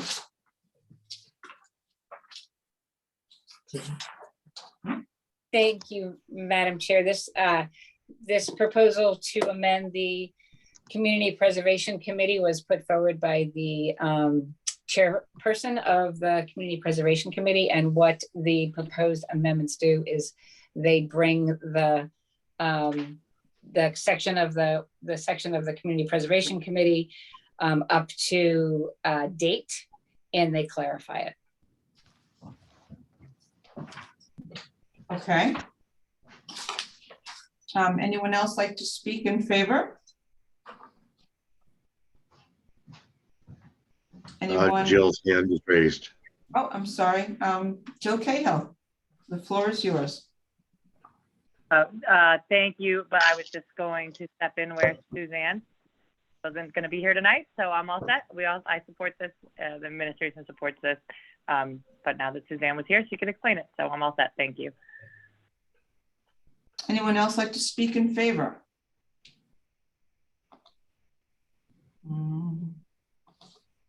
Seeing none, anyone like to speak in opposition? Seeing none, is there any communications, Madam Clerk? There are none. Any questions, councilors? Councilor Grow? Yeah, I just want to make sure that I understand that all we're doing basically is ensuring that there's a member of the community, the Open Space Recreation Committee on this instead of the Parks and Rec, which we don't have. Is that correct? I mean, it's really just a renaming of a position that we should have on the board as a matter of law. Exactly. Okay. Yes, exactly. Thank you. Thank you. Any further questions, councilors? Seeing none, I will close the public hearing and ask for the committee report.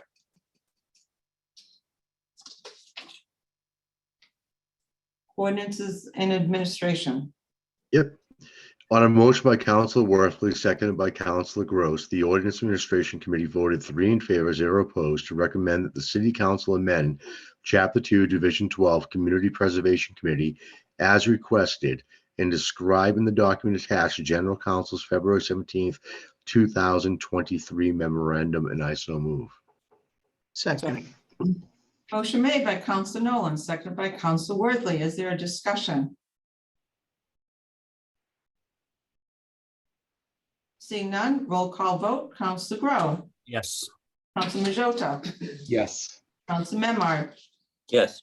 Councilor Nolan. Yes. Councilor O'Hara. Thumbs up. Councilor Worthley. Yes. Councilor Gilman, yes. Councilor Gross. Yes. The yeses have it, 9 in favor, 0 opposed. Next order of business.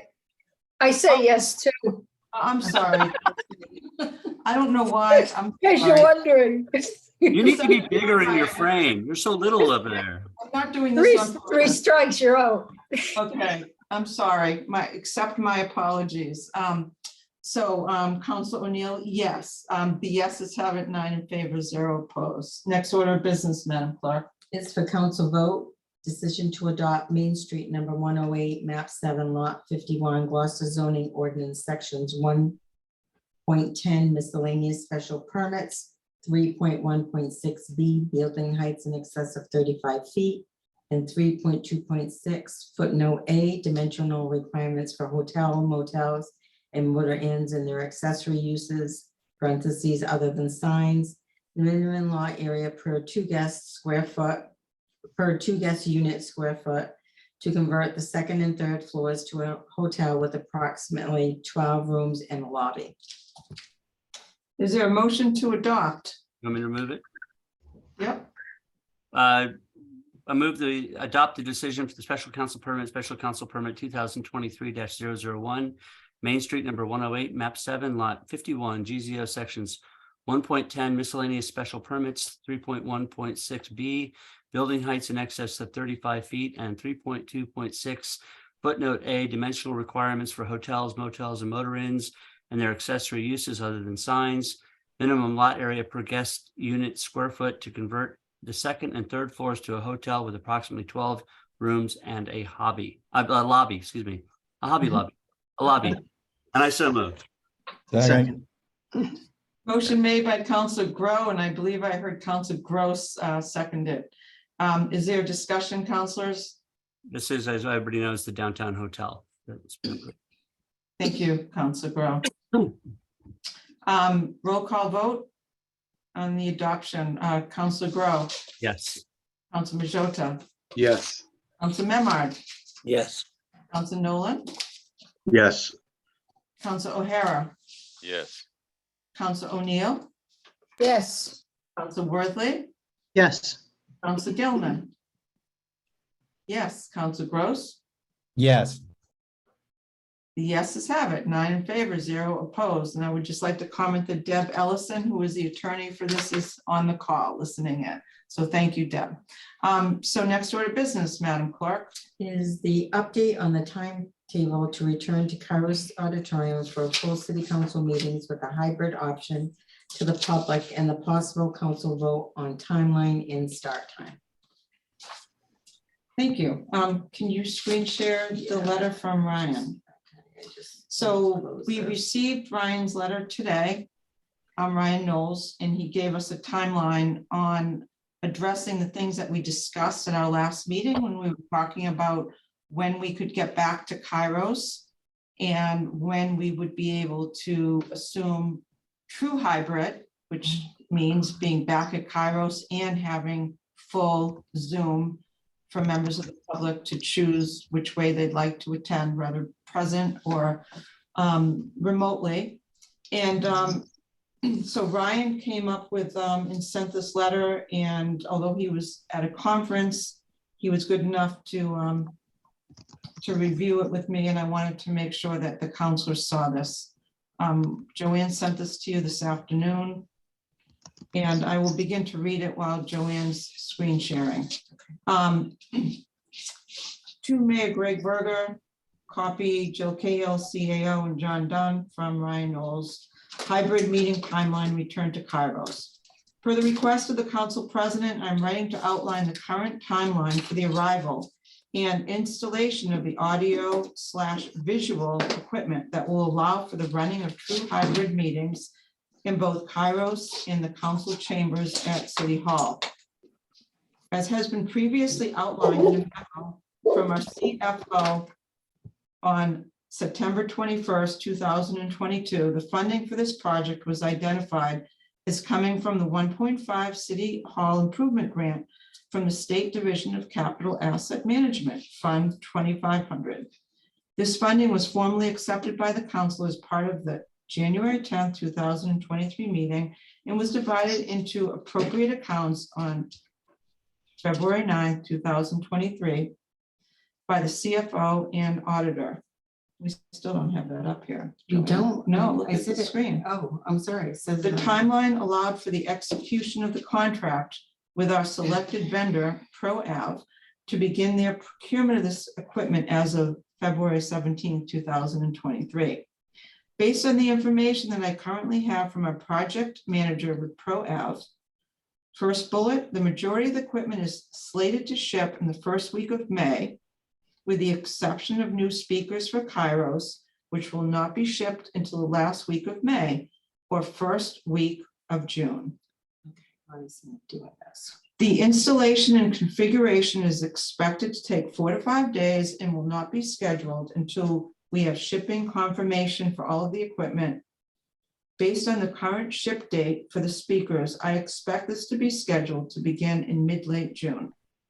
With necessary training and configuration, no hybrid meetings should be anticipated prior to those occurring in the month of July. These speakers are unique in their design and were engineered specifically for this space to reduce echoes and dramatically increase intelligibility of speech. So I do not plan on swapping them out for a different model to save a few weeks on this timeline. If you would like to return to in-person meetings in the interim, whether by choice or requirement, the current agreement between 1623 Studios and the city provides for their broadcast of city council meetings to both streaming platforms and their regular cable channels. Finally, the plan would not include a hybrid component for either the public or councilors participants in the meeting to join remotely, only for members of the public to view the meetings. In the recent past, 1623 staff have provided their own camera equipment, and I've worked with them to greatly improve the audio quality of the meetings. If this were desired, I would suggest opening this discussion with Eric, his team, and myself as soon as possible to ensure that this would be possible. Overall, my belief is that the end result of this process will be worthwhile as a long-term investment in the space when no corners were cut for a short-term gain of a couple of weeks. To quote the words engraved on the walls of Kairos, build not for today alone, but for tomorrow as well. Sincerely, Ryan Knowles, Director of MIS. And the only thing that I'd like to add to his summary, which is helpful, is that I did ask him today if he thought that Studio 1623, if we were to go back in Kairos without Zoom, what I asked, you want to get rid of this now? Stop sharing this. What I would ask for is a recording of the video. So in other words, people have an expectation now that they get to see the recordings perhaps the next day from our Zoom meeting. And I would assume that they'd want that same expectation if we were going back to the pre-COVID way of Studio 16.3 videotaping. So Ryan thought that that was reasonable and we could ask them if they could help with that. And what they'd have to do is convert the video to like a YouTube document, and then we could upload it onto the city section where we post our meetings, our recordings. And that's more convenient from the public who like seeing that right after the meeting than to have to go back to the TV method and watch, either DVD it or DVR it or watch it on a future at a future date that's posted in cable. So so counselors, I guess, you know, last meeting we talked about some motions and what we wanted to do. So do we want to, does someone want to make a motion and then we can discuss it in the essence of being timely here? Got a couple of drafts, and I think we also have to come up with a temporary date for the time of the meeting as well. So someone wants to make a motion, the floor is yours. Council O'Neill. I'll give it a shot. I would like to make a motion. I would move that the city council continue Zoom meetings until such time as Kairos Auditorium is completely set up and ready to go. And I so move. Second. Okay, so do you have, so can you repeat the motion, Counselor? So we're clear? Yes, I move that city council continue with Zoom meetings until such time as Kairos Auditorium is 100% ready. And I so move. Second. A motion's made and it's seconded. Is there a discussion, councilors? On the motion, Councilor O'Neill. Yes, I think Zoom is fabulous in that people can participate with the 1623 studios. That's nice, but it's recorded and you cannot, there's no public participation. So I think it's wise to keep the public participation and not interrupt that whatsoever. That's my opinion. Okay, on the motion, councilors, Council Worthley. Yes, on the motion, and if I could include the letter we received from Ryan Knowles late today. So I think that Zoom is fantastic. It has increased our participation, and I support any step we can do to keep it. I thought we were working on this since we requested working on this back in March, April of last year. And to see the document, I'm sure the IT department's working as fast as possible, but something's missing because, if you remember, the mayor came on and said it was going to cost $80,000 to upgrade Kairos Auditorium. That was April of last year. Apparently that wasn't being worked on until February of this year. So, that was surprising to me. We had a meeting last night as committee of the whole at Harbor Loop, at the Harbor Master's office, and I thought that we rose to the occasion, and it's a very pleasant meeting, and I feel like there's really a lot of value in that. So I wonder why we couldn't do like the school committee does, and have our in-person meetings, improve that sort of, all the effective communication that happens from body language and tone that doesn't come across on the screen as well.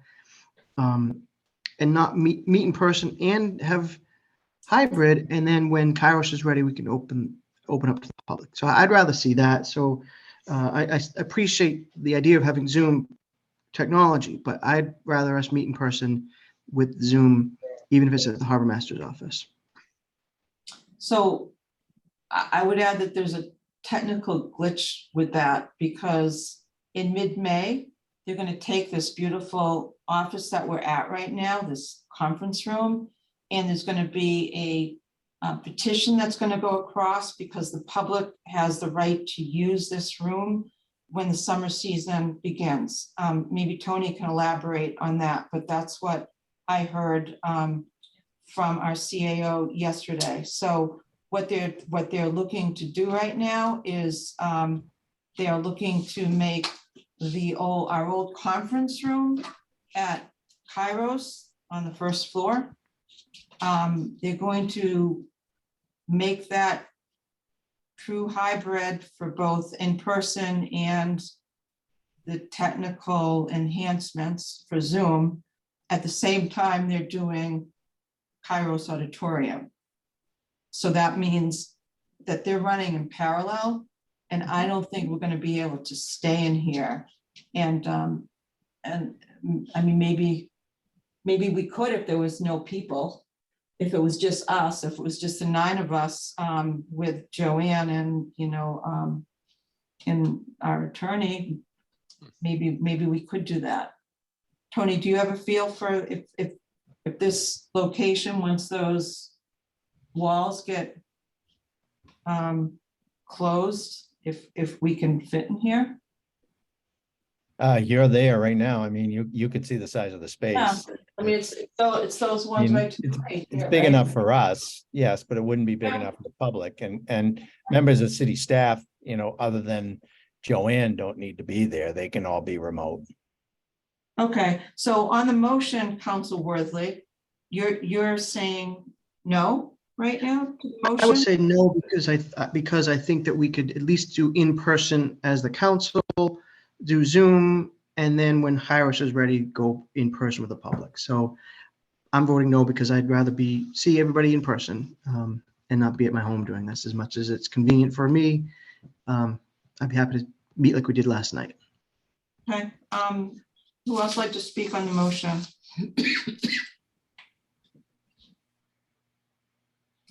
I will speak if no one else wants to on Council O'Neill's motion. I'm going to say no to the motion. Although I think we've grown to be comfortable with Zoom. I think there's a great need for us to be back in person.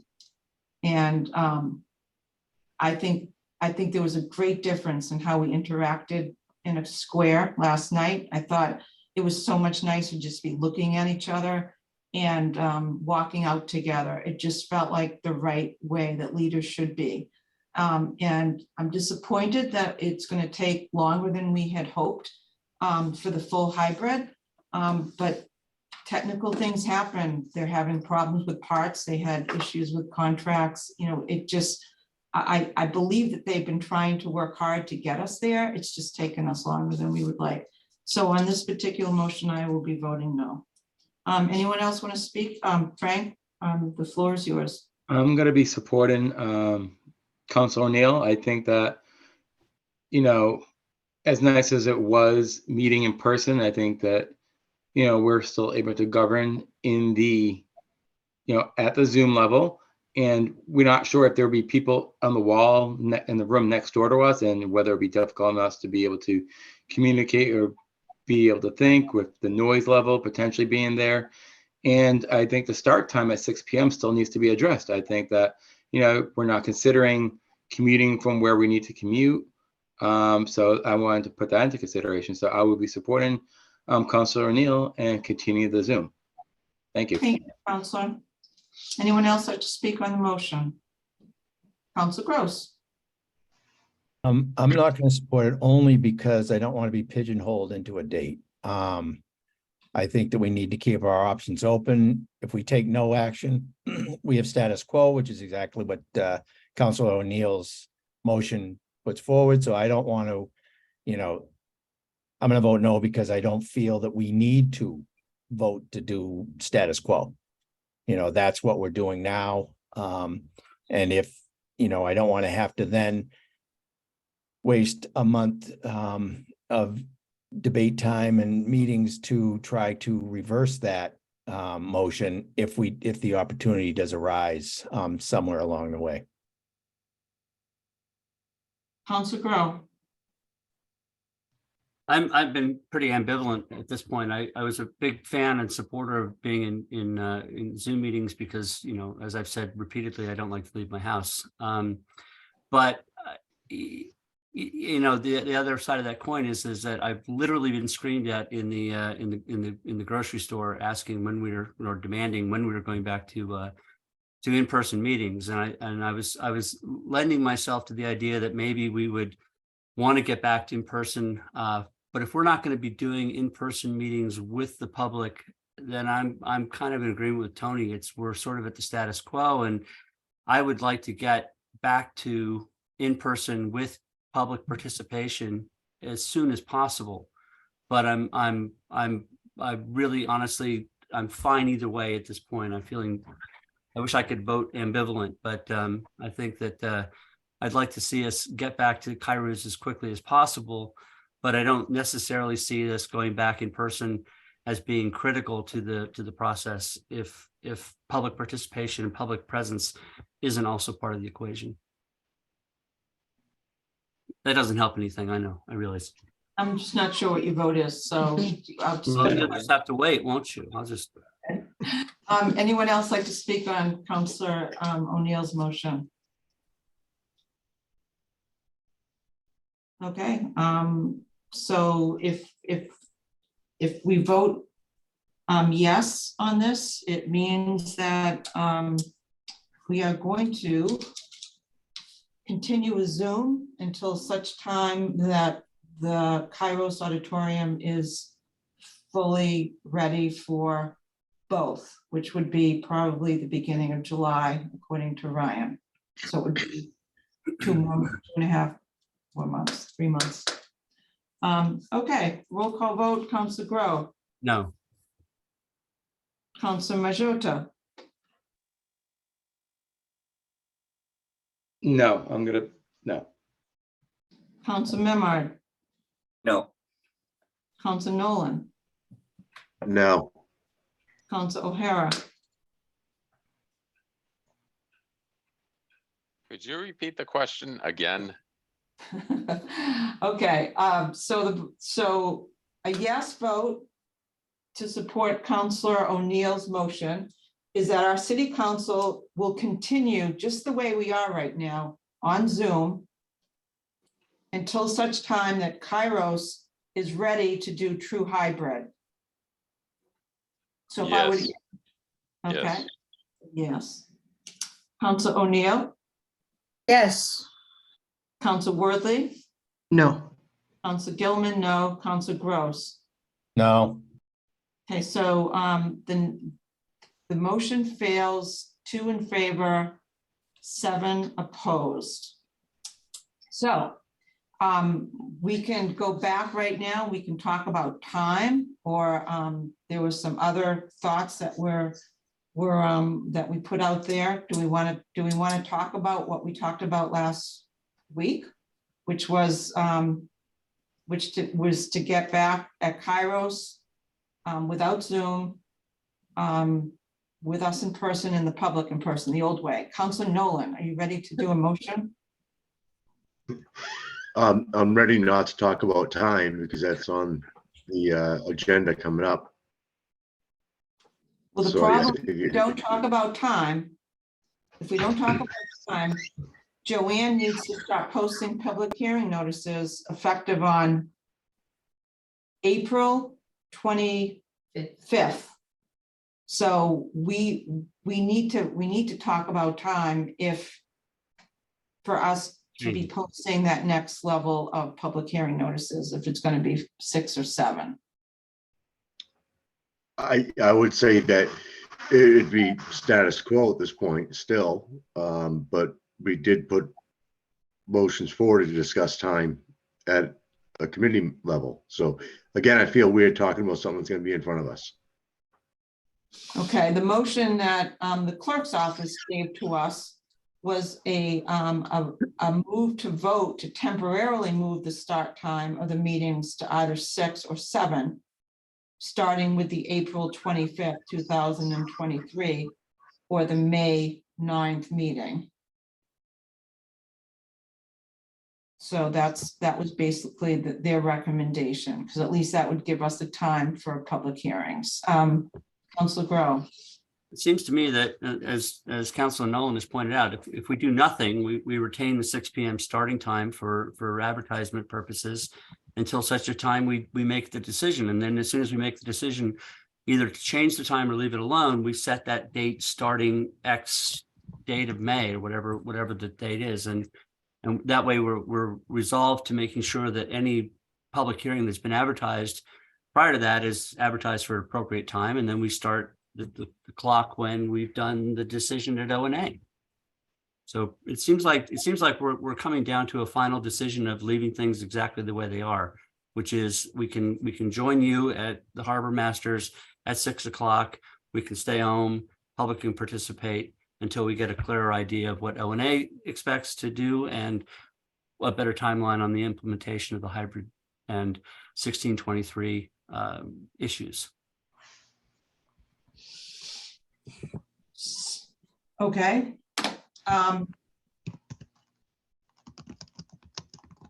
Isn't that kind of what Councilor O'Neill just said she wanted to do?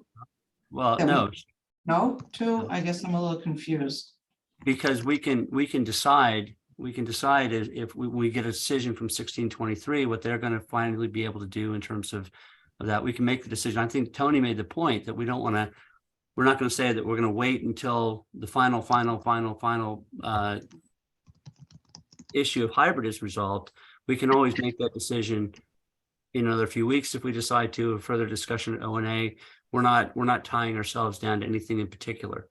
The big concern, it seems to me right now, is where the public hearings are going to be held and at what time. And if we do nothing at the moment, they're going to be 6 o'clock on whatever Tuesday night, and we can make those advertisements until O&A comes up with a recommendation on time changes.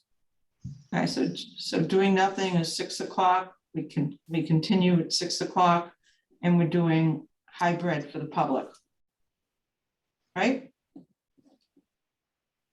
Yeah, And- so we don't have to do anything. Us We're doing Zoom. We're doing Zoom. We're not doing hybrid. I'm sorry. Thank you, Council Worthley. With Zoom. Okay. So does someone want to make a motion to say that for now, and we can vote that? I move that we stay the same. Okay. We don't need a motion. We don't We need don't need it. a motion. Nothing's changing. By default, we're okay. All right. So I guess we exhausted this, and do you want me to put this back on the agenda in 4 weeks? I mean, there might. Why don't you just put it on for every 2 weeks? If there's an update, there's an update. If there's not, there's not. Okay, that's fair. I don't know. Do you want to spend the last 15 minutes, 20 minutes of every meeting discussing this for the next Not if there's not an update. 3 no. months? No, I don't. Update, we don't have to. No, I don't. If it's on the agenda, it will No. get beat to death. I Right. certainly don't. So we can skip it if we don't like, but there can be a placeholder, right? Okay, so next order of business, Madam Clerk. City Council statement regarding the Gloucester 400 celebration. I'm going to give Councilor Grow the floor. I practice this. 2023 marks 400 years since the English Dorchester Company landed on our shores. Gloucester sits on the ancestral homeland of the Pawtucket people and their neighbors, the Machusett, Nipmuc, and Pennacook and Wampanoag tribes. Please enjoy the year-long and multiple events throughout 2023, most of which will be free or low cost. Visit gloucesterma400.org for a list of upcoming events. Like and share the Gloucester 400 Facebook page, and to receive major event notifications by email, send a request to info@gloucesterma400.org. And with that, I'd just like to highlight a couple of things that are going on in March and beginning of April. Events for the month of March focus on arts and culture. Mark your calendars with just the sampling as we promote the city's offerings. Join us for the last 3 singer-songwriter challenge on Wednesday nights at Machaca. Come and listen to the panel discussion, the first in a series of discussing the future of Gloucester on March 30th. The first topic is the future of our workforce, moderated by Isabel Pett on Gloucester Stage. The next day, come back and be entertained by Fishtails Fools at 6 p.m. April 1st. Oh, excuse me. I'm sorry. That would be the 31st. April 1st takes us to Hammond Castle for the Oceanside Swing, a tribute to Magnolia's jazz history with the Cape Ann Big Band. All events are free to the public. There are also, I'm going to add a little bit here, the 3 large free to the public festivals to mark on your calendars are the Gloucester Fisheries Festival, August 12th through 13th on State Fish Pier, the Cultural Heritage Festival, October 7th through 8th, and Indigenous Film Festival, October 9th through 14th at multiple locations throughout the city. Our efforts and those of our 57 partners and counting, plus the members of our 13-member steering committee and their organizations are all hard at work on behalf of the city. Please attend the events, check our website regularly, and provide feedback and kudos to encourage us. It takes a village and we all have a role to play. www.gloucesterma400.org. That's it. Good job. Thank you. Thank you. Next order of business, Madam Clerk. Councilor's request to the mayor. So by roll call, Councilor Grow, Nothing. Thank you. Councilor Majota. Oh, I will shoot. email the mayor. Wait a sec, Councilor Grow has a second thought. I'm sorry. I wanted to point out, remind people that this is not very well known, I think, by a lot of people, but Tomorrow's Vietnam Veterans Day, March 29th. And if you know a Vietnam veteran or that area, please take a moment to acknowledge their service to our country. And that's what I wanted to add. Thank you. Council Majota, Nothing. Council Memard. I would just like to first urge everyone here and who's still listening or will watch this again to take in the Jeff Weaver exhibition at the Cape Ann Museum. It's a phenomenal tribute to our community, our landscape, and Jeff's skill as a landscape painter, who's really evolved in his role here in the community of Gloucester. I have several matters for the mayor's attention, but I'll send those on separately. Thank you, Councilor. Councilor Nolan. I have no questions for the mayor, but I do want to give kudos to Councilor Grow for bringing up the Vietnam Memorial Veterans Day tomorrow. And please stop by Huff Ave and check out the new memorial they have for them. It's beautiful. Thank you, Councilor. Councilor O'Hara. Nothing, thank you. Councilor O'Neill. I will send in my request to the mayor by email, but I would like to point out, if you will notice how many attendees are online right now. At 9:41, there's only 5 people. I can't remember how many were on earlier today. So I just wanted to bring that to everyone's attention. Thank you, Councilor. Councilor Worthley.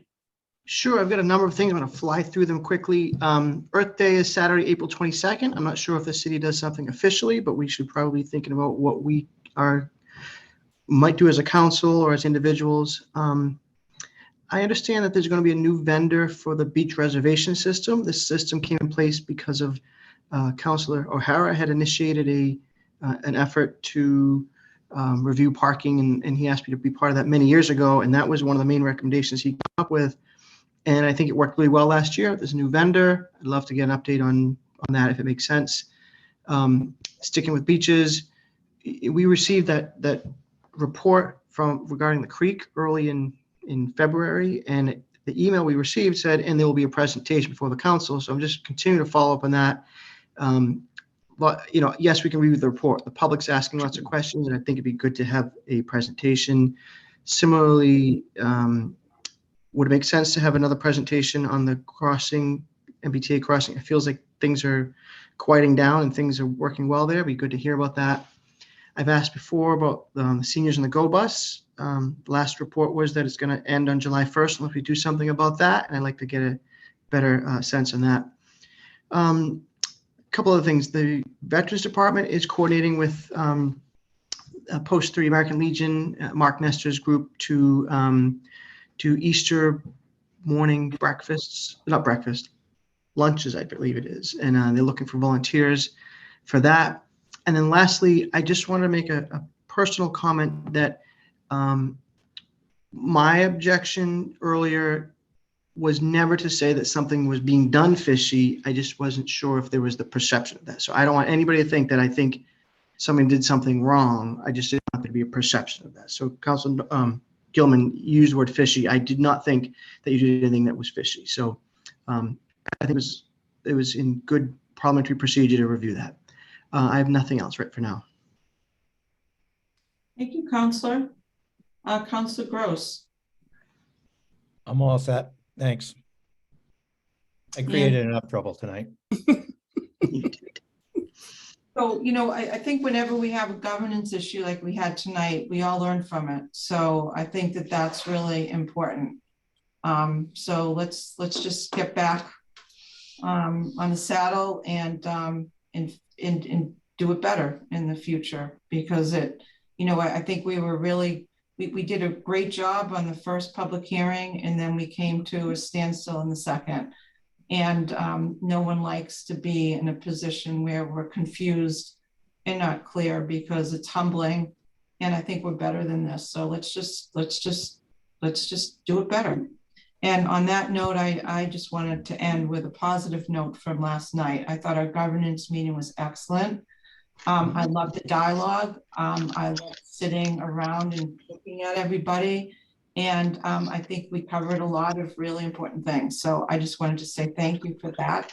And thank you to Suzanne and Joanne, who helped us get through that last night. So on that note, is there a motion to adjourn? So moved. Oh my gosh, I'm going to accept everybody.